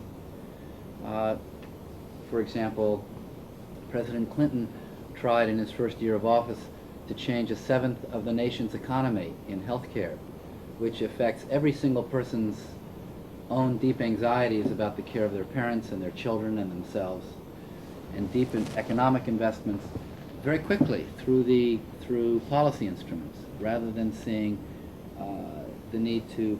So, on the one hand, you've been, from the West, some people worry about your authoritative capacity, and yet you keep describing the pacing at which you're, the slowness, the use of these various vehicles to work the public, working issues at a rate that people can take. Yeah. So, can you speak about the uses of, because there must, at some time, given how much authority people were willing to give you, there must have been a deep impulse to wish that you could simply fix this problem quickly. No, some problems can't be. The more deep-seated emotionally a problem is, the slower it is to resolve. You take language and religion, they're deeply held beliefs. We had to change people that spoke four major languages and many different dialects into one working language, or we'll never succeed. Now, had I passed a law and said, you will all learn English or you will all learn Chinese, we would have had mayhem, riots. So what I did was, okay, you can go to all these present schools, and there are Chinese schools, English schools, Malay schools, Tamil schools, but you will learn, if you are in a Chinese school, you'll learn English, English school, you'll learn Chinese, if you're Chinese, or Tamil, if you're Indian, or Malay, if you're so on. So you will all learn two languages. Then, by a process of who gets the best jobs, the parents soon decide that they will send their children to the schools teaching English as a first language and Chinese or Malay or Tamil, the mother tongue, as a second language. There was no forced use. Had I did that by diktat, there would have been a serious uprising, rejection of me as a ingrate and forgotten where I came from, and I lost my Chinese roots. But they watched and saw who got the best jobs, and they switched. And I finally, it took a long time, from 1965 to 1981. And in 1981, I was able to get everybody into the English schools, English meaning English first language, mother tongue second language, and I was able to change the university teaching in Chinese into teaching in English. But you must have set up incentives for the people to make sure that the people who got the best jobs had to speak. No. There were was no already- incentives. The jobs were there. The jobs were already there. The jobs were from the multinationals, from the banks, our banks and multinational banks, whether they are Japanese multinationals or German or European or Germans or French or British or Americans. They all used English. You picked English because that would play to the market, and Yes, that's of where course. the opportunities were. That's so right. that it dovetailed with Yeah. reality. That's right. So there's also a way in which, in retrospect, it looks as if you were a brilliant master strategist, being able to see over 16 years, in the case of the language, what steps needed to come before the next. But I wonder how much of it is really an improvisation, No, in which you run an experiment and then you smell and sense what's next depending on the outcome of that No. experiment. I did not want to have 16 years, because in those 16 years, I lost 20,000 Chinese graduates who had poor jobs. I wanted to make it shorter. I couldn't. I would have run into flack. So to what degree do you think that your leadership has had a strong improvisational Oh, component. very much so.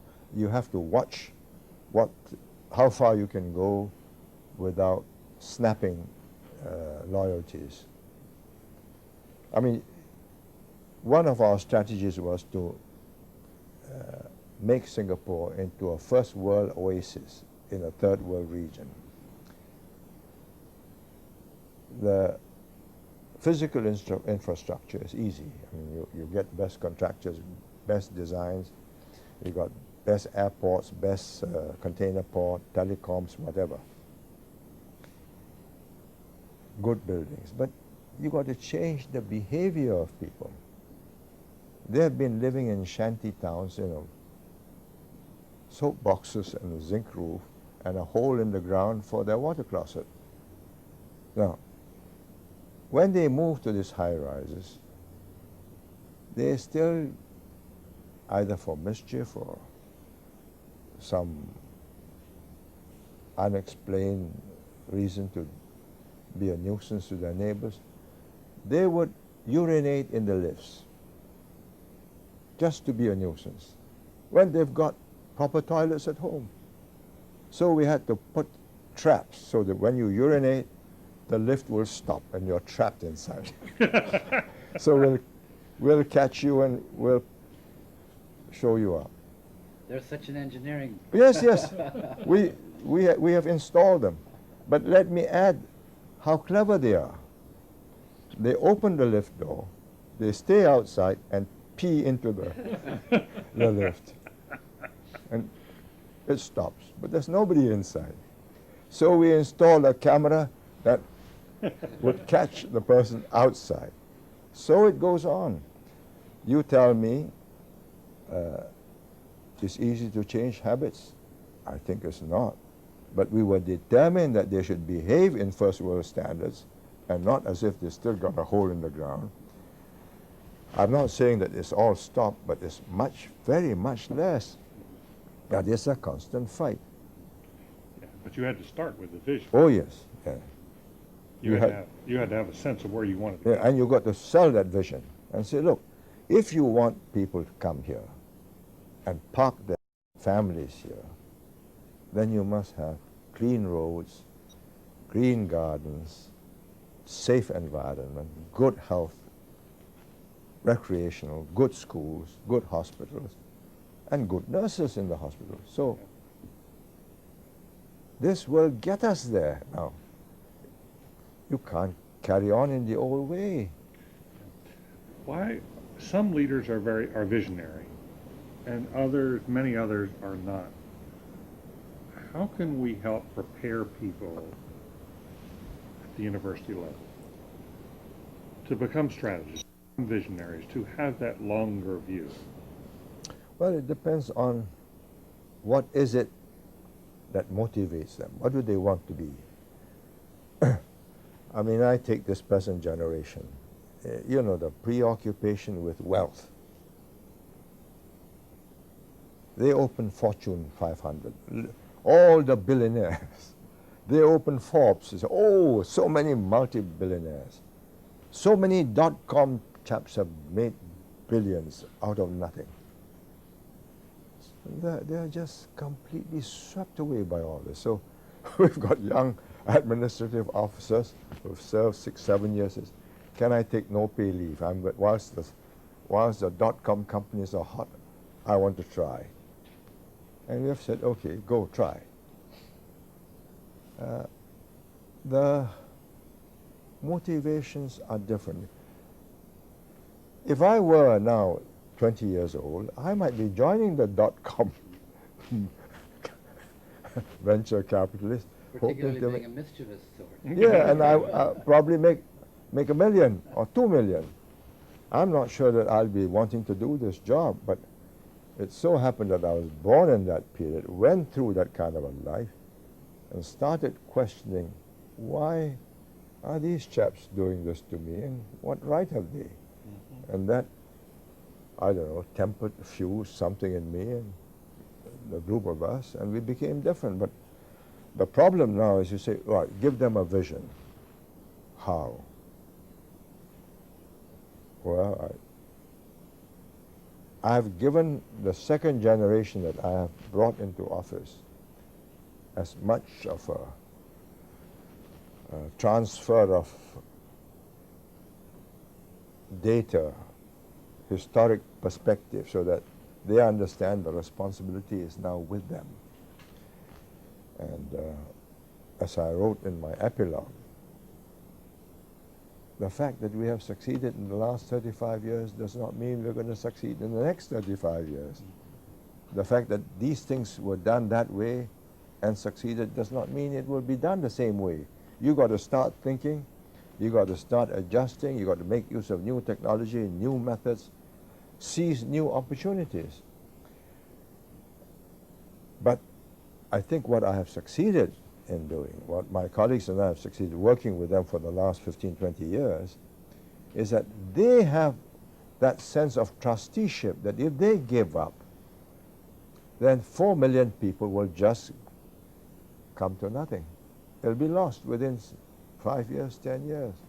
So they got to hold this place together, make it work, keep on recruiting good people, seizing good opportunities, change course when necessary, and seek success where success can be found. Well, what is the new vision of Singapore? What would the new vision be? And how will somebody come up with it? I don't think that's my job now.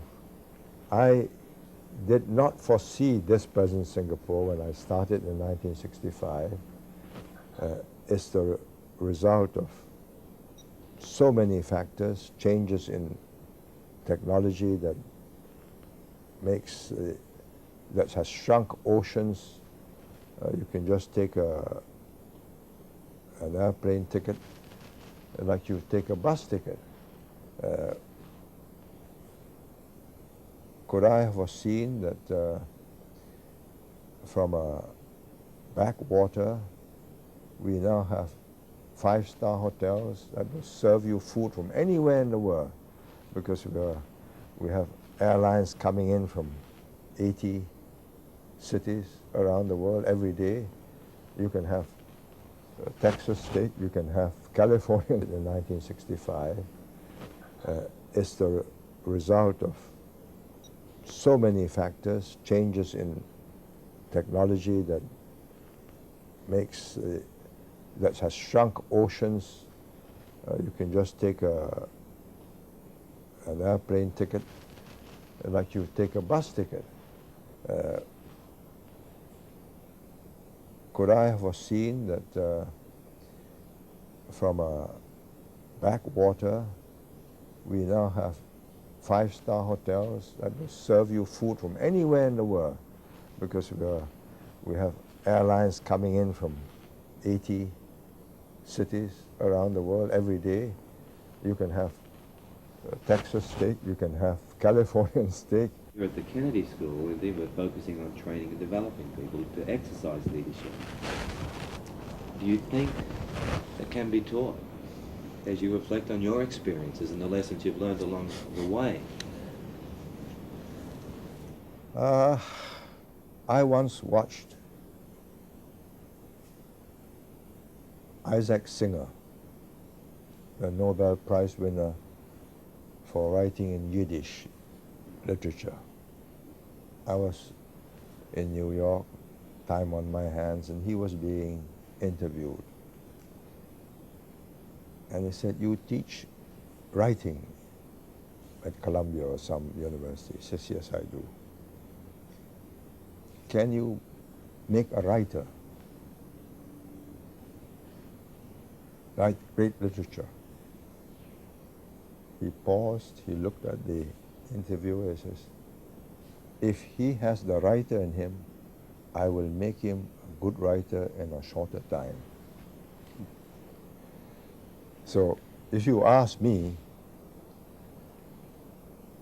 can you make a leader of anybody? I don't think so. He must have some of the ingredients. He must have that high energy level. He must have the ability to project himself, his ideas. He must have the desire almost instinctively to say, "Look, let's do something better." Of wanting to do something for his fellow men and not just for himself and his family. You can't teach those things. He's either got it or he hasn't got it. But if he's got that, then you can save him a lot of trouble. So look, don't do that. Do it this way. I tell you that if you do that, you're going to waste a lot of time. And that's what I did with the team that we recruited. And you fashioned for yourself your own private tutorial, didn't you? In flying around the world and learning the lessons that had been Yes. to be captured from the failed experiments of some of your comrades in the decolonized period. Absolutely crucial. Let somebody else pay for the lesson.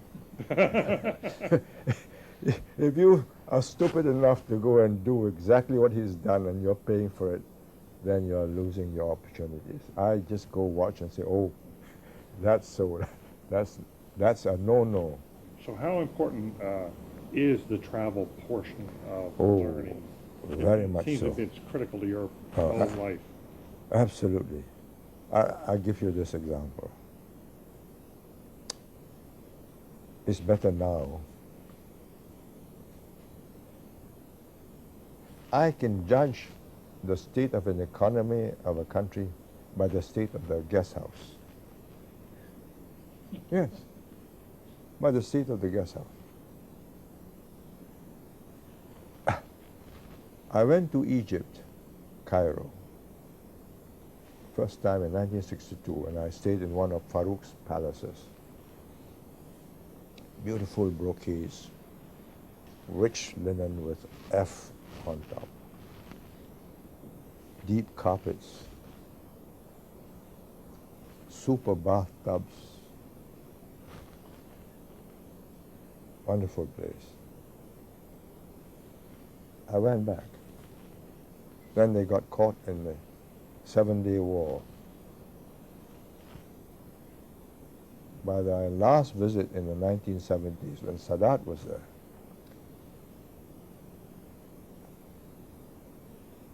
the linen had gone and there's cotton. The curtains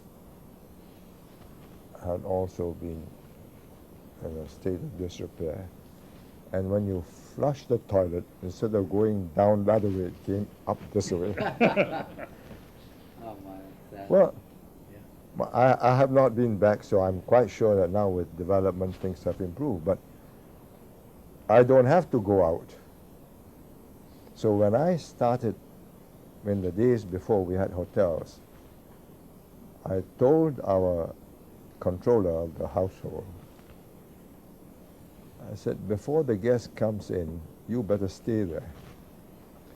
Make sure that every process works, that the air conditioning works, that if it's too cold, you can adjust it to make it warm or whatever,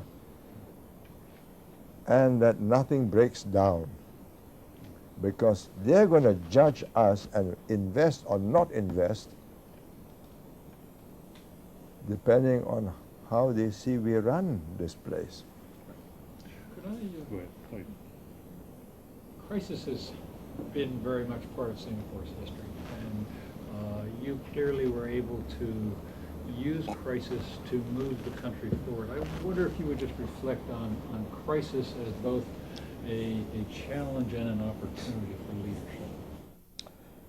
Well, it is, because a crisis puts a whole people on tenterhooks.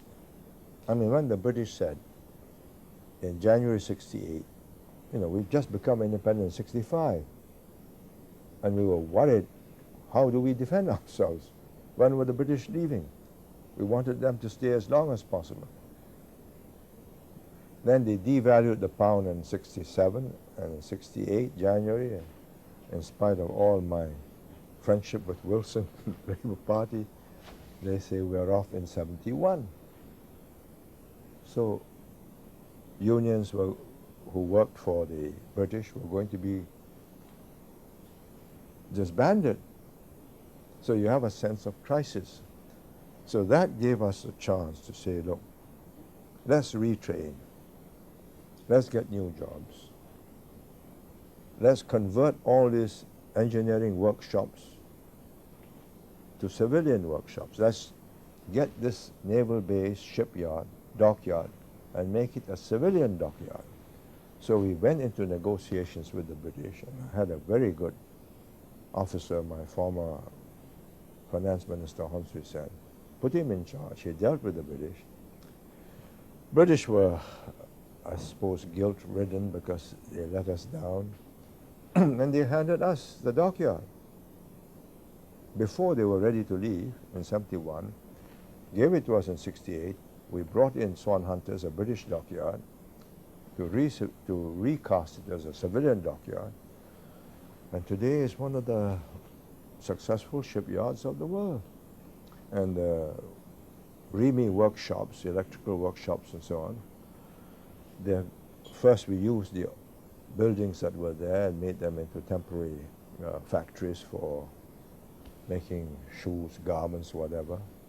Now they've been demolished, rebuilt, high-rise factories, and Hewlett-Packard, Texas Instruments, you name them, they're there. You can galvanize people easier when they are in a state of fright.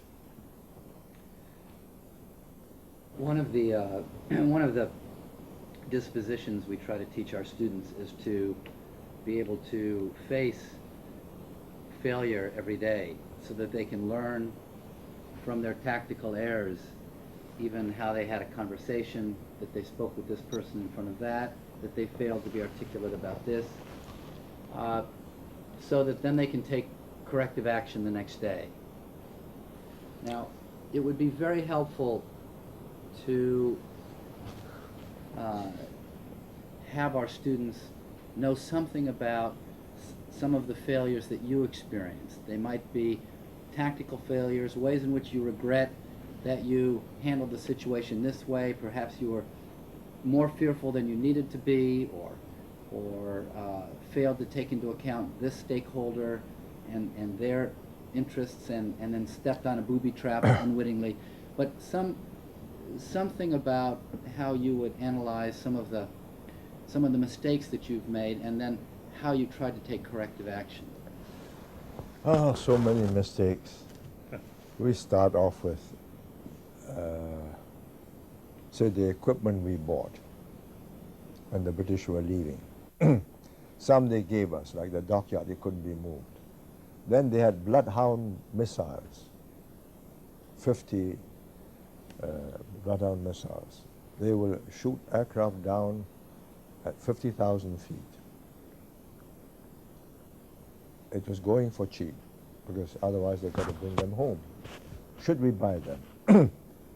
My defense minister, Keng, who was finance minister, was a very able man. I made him defense minister. He says the chances are they're going to come in low and bomb us from a very low height. We need something that will get them at 3,000 feet. I thought it over. I said, okay, we buy that. But we also buy this 50,000 feet Bloodhounds. I wanted to do it for two reasons. One, I wanted to keep the links with the British and get them to stay for as long as possible. Two, it was going for cheap, so why not keep it? And my potential enemies may not know that these things are not effective against low-flying aircraft. Anyway, they look very formidable, bristling away. But that was a mistake. We lost money there for no rhyme or reason, refurbished it. I think we should have just bought the Rapiers and later on the IHawk, which we bought. And now we've got the improved IHawk. How about in the politics of it, in the management of people, and the management well, most of my mistakes were made in an eagerness to overcome difficulties. We had a nice harbor. There was a vacant land beside the harbor, our main harbor. And a Japanese oil company said, we'll build a refinery there if you'll give us that site, because it's very convenient. They can sell diesel to the ships there. my harbor people absolutely oppose it because it's a fire hazard. My same finance minister, who's a very good man, he says, beggars can't be choosers. Better get these chaps here and get some jobs created. I yielded. 50 years, I'm still there, and another 15 years to go, and a fire hazard. What does It's a mistake. yeah. We should have had more confidence and say, no, you go there. And they might have gone there. That one fellow, what does a leader do when he realizes he has made a mistake? How do you then get out of? What's the best way to deal with it then? Write it off as quickly as you can. Cut your losses. Here, cut your losses. Acknowledge the mistake. Yeah, surely. We went and made bottles. We went to the glass industry. But to make good glass, you need good silica sand. We don't have silica sand. Somebody should have told us that. But the people who wanted to sell us the machinery said, oh, you've got enough sand. After that, we had to buy silica sand. That increased the cost. So we cut it and say, sell it. You relied heavily upon lieutenants, as you talked about, your Yeah. trusted lieutenants. When the mistake is made, who accepts responsibility? I do, You do. because I appointed him and I gave him authority. So it's my mistake. But if he makes too many mistakes, then I change him. But you publicly take Oh, responsibility. yes, of course. I mean, the buck stops with me. Otherwise, I'm not the boss. Mhm. Could I link what with this conversation to the earlier conversation about context and ask you about Singapore's experience in Suzhou, which you called a chastening experience in your memoirs. If you would reflect on that, the attempt to transfer Singapore's experience into a very different culture, and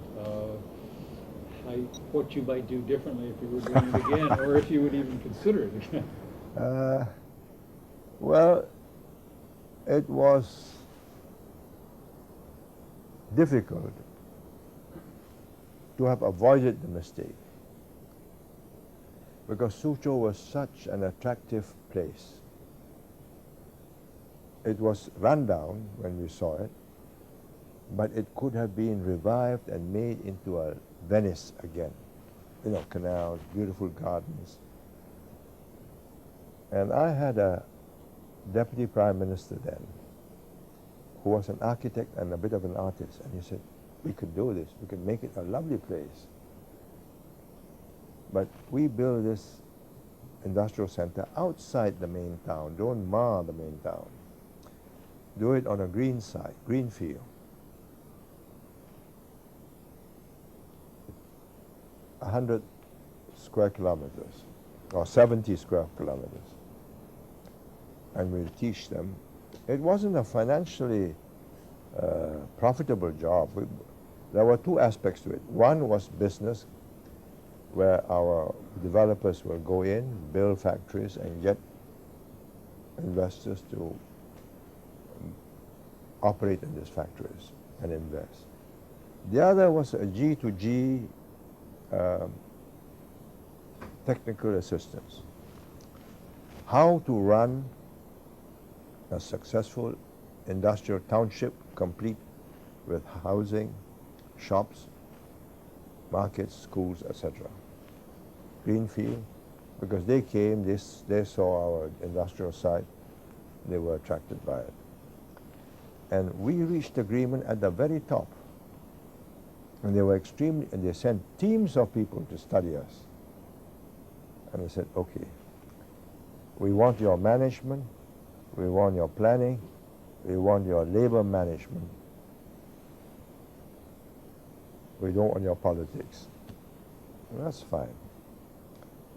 The idea was they would learn how to run it straight. No favoritism, no underhand kickbacks or whatever.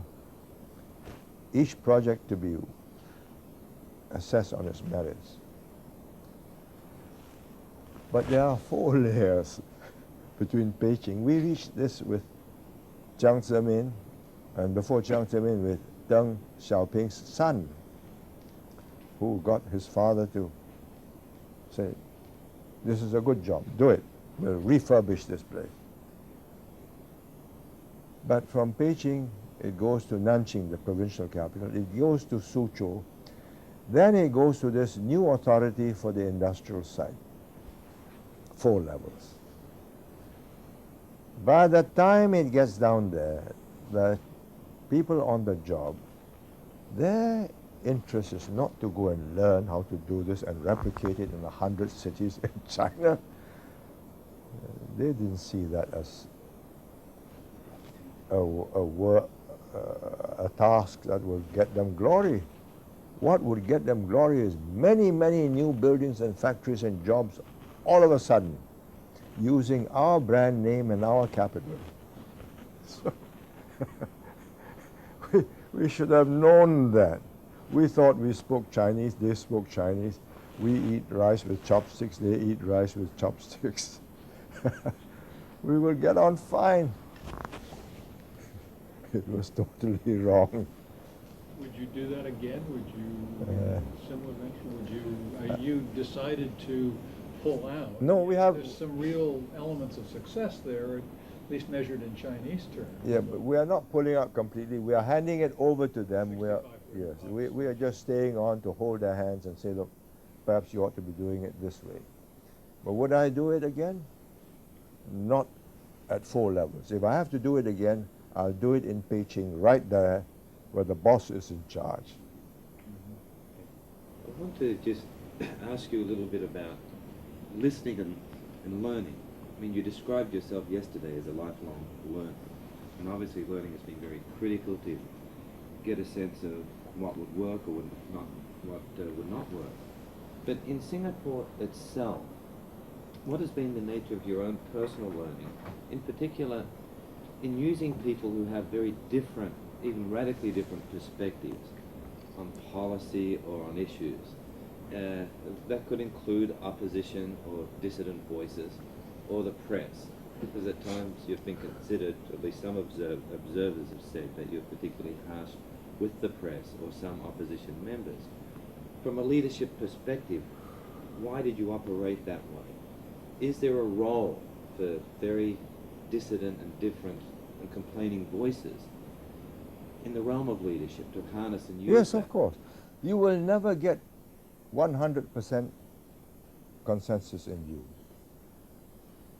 In a multiracial situation like Singapore, you're lucky if you can get 70%. My best score was 82% when the British were about to withdraw and the country was so terrified that they decided to vote 82% for us. Now, we listened to opposing voices, opposing point of views very carefully, including those written, say, by The Economist or Fortune or whatever, because these are investors. If they have this point of view, we have to look into them and say, well, we've got to put this right.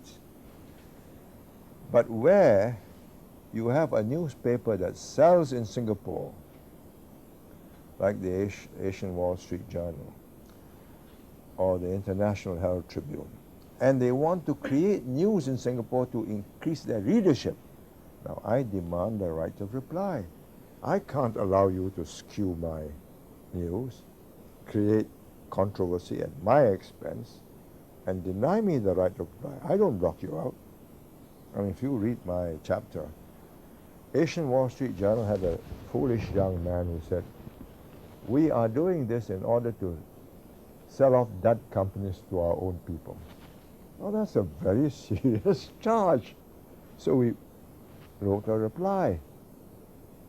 They refused to publish it. So we said, look,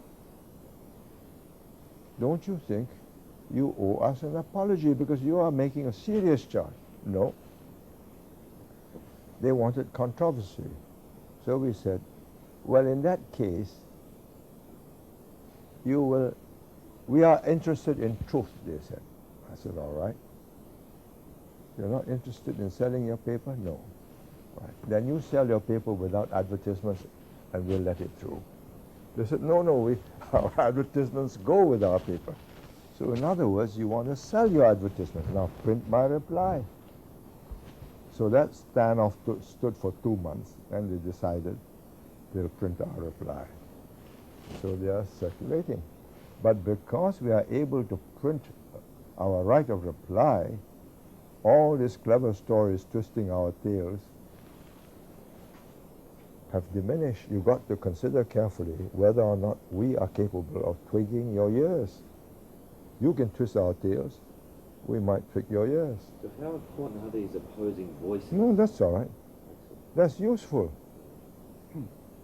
But it must be two-way, not one way, not you pontificating and telling me what a dud I am.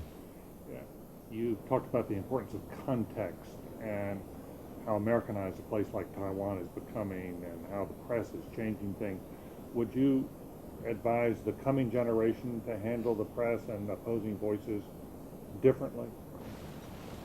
I think the position is changing so rapidly with the internet and broadband. They have to rethink their position. You know, there's so much rubbish on the internet. There's one site devoted to knocking me down. But it doesn't carry much credibility because it's not truthful. I believe, or this is now no longer my job. These are the computer-savvy generation that's got to solve this problem, internet-savvy. But I told them that I believe the critical factor for them now is credibility. That we must have our portals, our media, able to command confidence, and people will watch and read and listen. If you don't have credibility, you have lost the game, because nobody will be listening to you there. Today we've got 50 channels on cable television. Why should you be watching the Prime Minister talking? So we've got to have credible news, credible, good features, so that when the Prime Minister speaks, has to speak, people will watch. So it's a different challenge now. Whereas, say 20 years ago, when I made an important speech, all 3 channels carried me. And whether they liked it or not, they listened to me. But not now. Just a final question. I've been working on a book right now called Staying Alive. And it's about what to do when you're attacked or marginalized as a leader. One of the aspects that intrigued me has to do with the management of despair, because there are moments when one inevitably feels that despairing, or and it would be helpful to know, for example, you and David were joking at the very beginning about playing golf, but some people don't take time for themselves. They don't manage themselves as a resource, you know, to be deployed properly and to be. So it would be helpful to know how you have sustained yourself, given all of the stresses and exhaustion and moments of despair. How do you recover? Do you have daily practices like games or other modes of practice that keep you in the game for year after year after year? If your message is one of despair, then you should not be a leader. You must give people hope of improving their condition. There are moments, of course, when you feel very down. Yes. Either because you're physically down or emotionally down, or because the world has turned adverse against you. I think when you are in that condition, the first thing you do is to get a good night's sleep, then get a swim or chase a ball, get the cobwebs out of your mind. I believe and I've practiced this for all these years in politics, that if you're not fit, you're going to make mistakes. Physically fit. You must stay physically and mentally fit. I exercise every day. I used to jog, swim, play golf.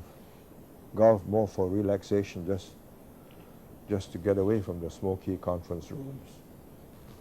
And it's part of the balance you keep. Now, I cycle, I swim, even when I travel. And since the last 10 years or so, I've learned to meditate, because it's one way of calming yourself. It takes practice. I had a doctor teach me. He was a Buddhist, and he retired, and he spends his time helping people to meditate, especially those with terminal illnesses, to take life calmly. And I think at the end of, say, 20 minutes to half an hour, my pulse rate can go down from 100 to about 60. I mean, you can feel yourself subside. Yes. I mean, you still your mind, you empty your mind. Then when you're rested, you resume quietly. You still got the same problems. Maybe you sleep on it, come back, look at it for a few days, and decide maybe there's a better way of solving it, or talk to some friends, get some ideas. But if you're not in good shape, you're going to make mistakes, and that's disastrous. How do you keep yourself mentally fit?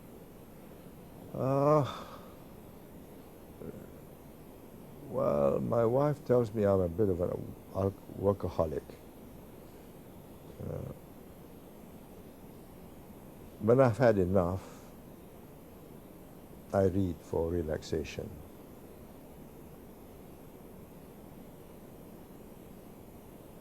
Because you can't just switch off and go to sleep. Or if my eyes are too tired, then I'll surf the television and see what's going on, what's the drivel they're putting out that other people are watching. But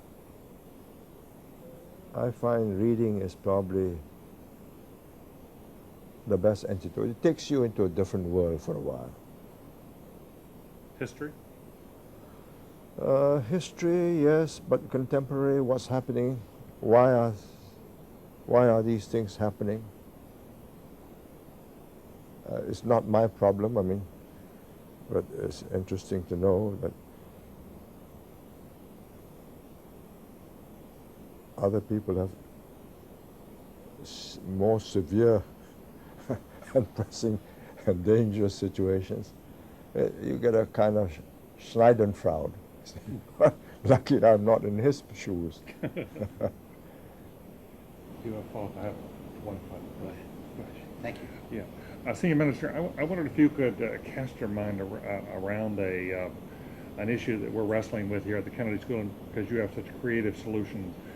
We've talked here about the training of young people and preparing them for leadership positions.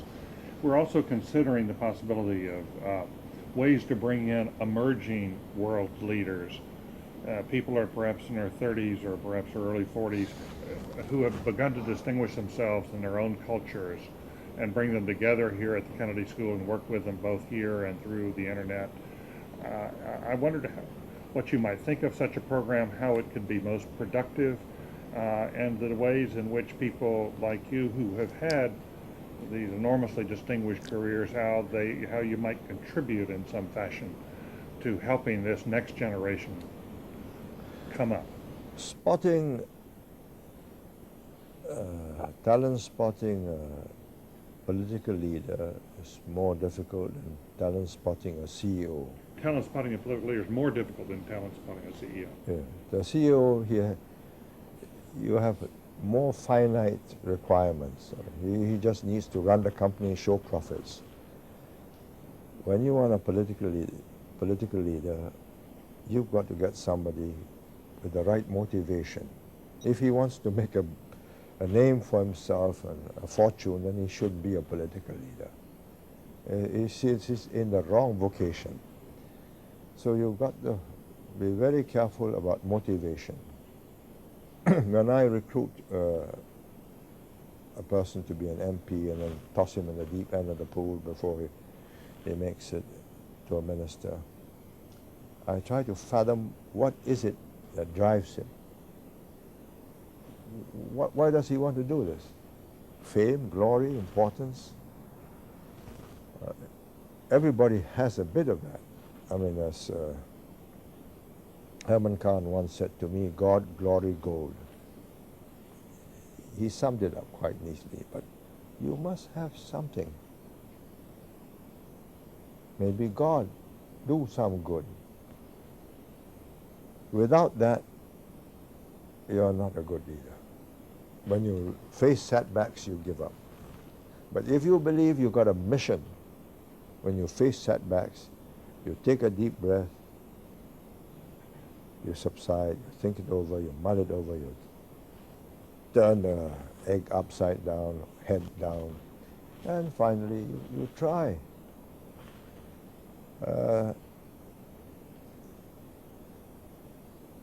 I couldn't have said that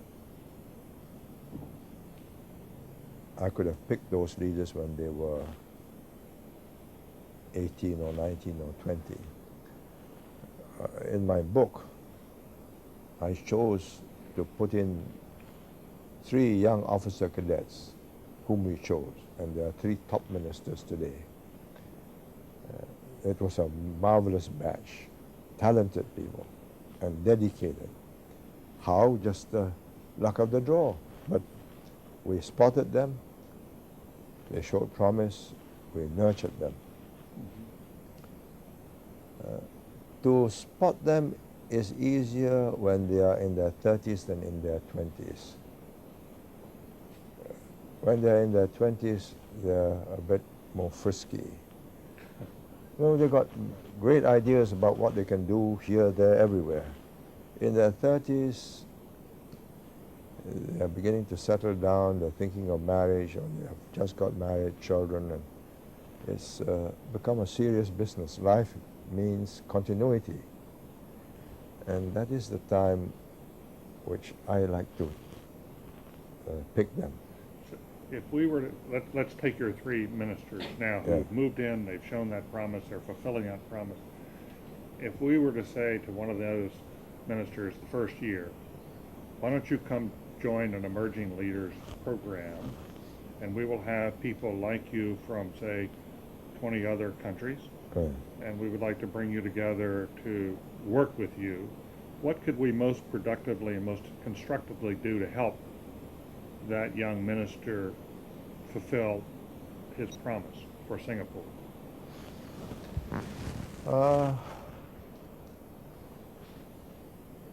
Depending on the field of interest,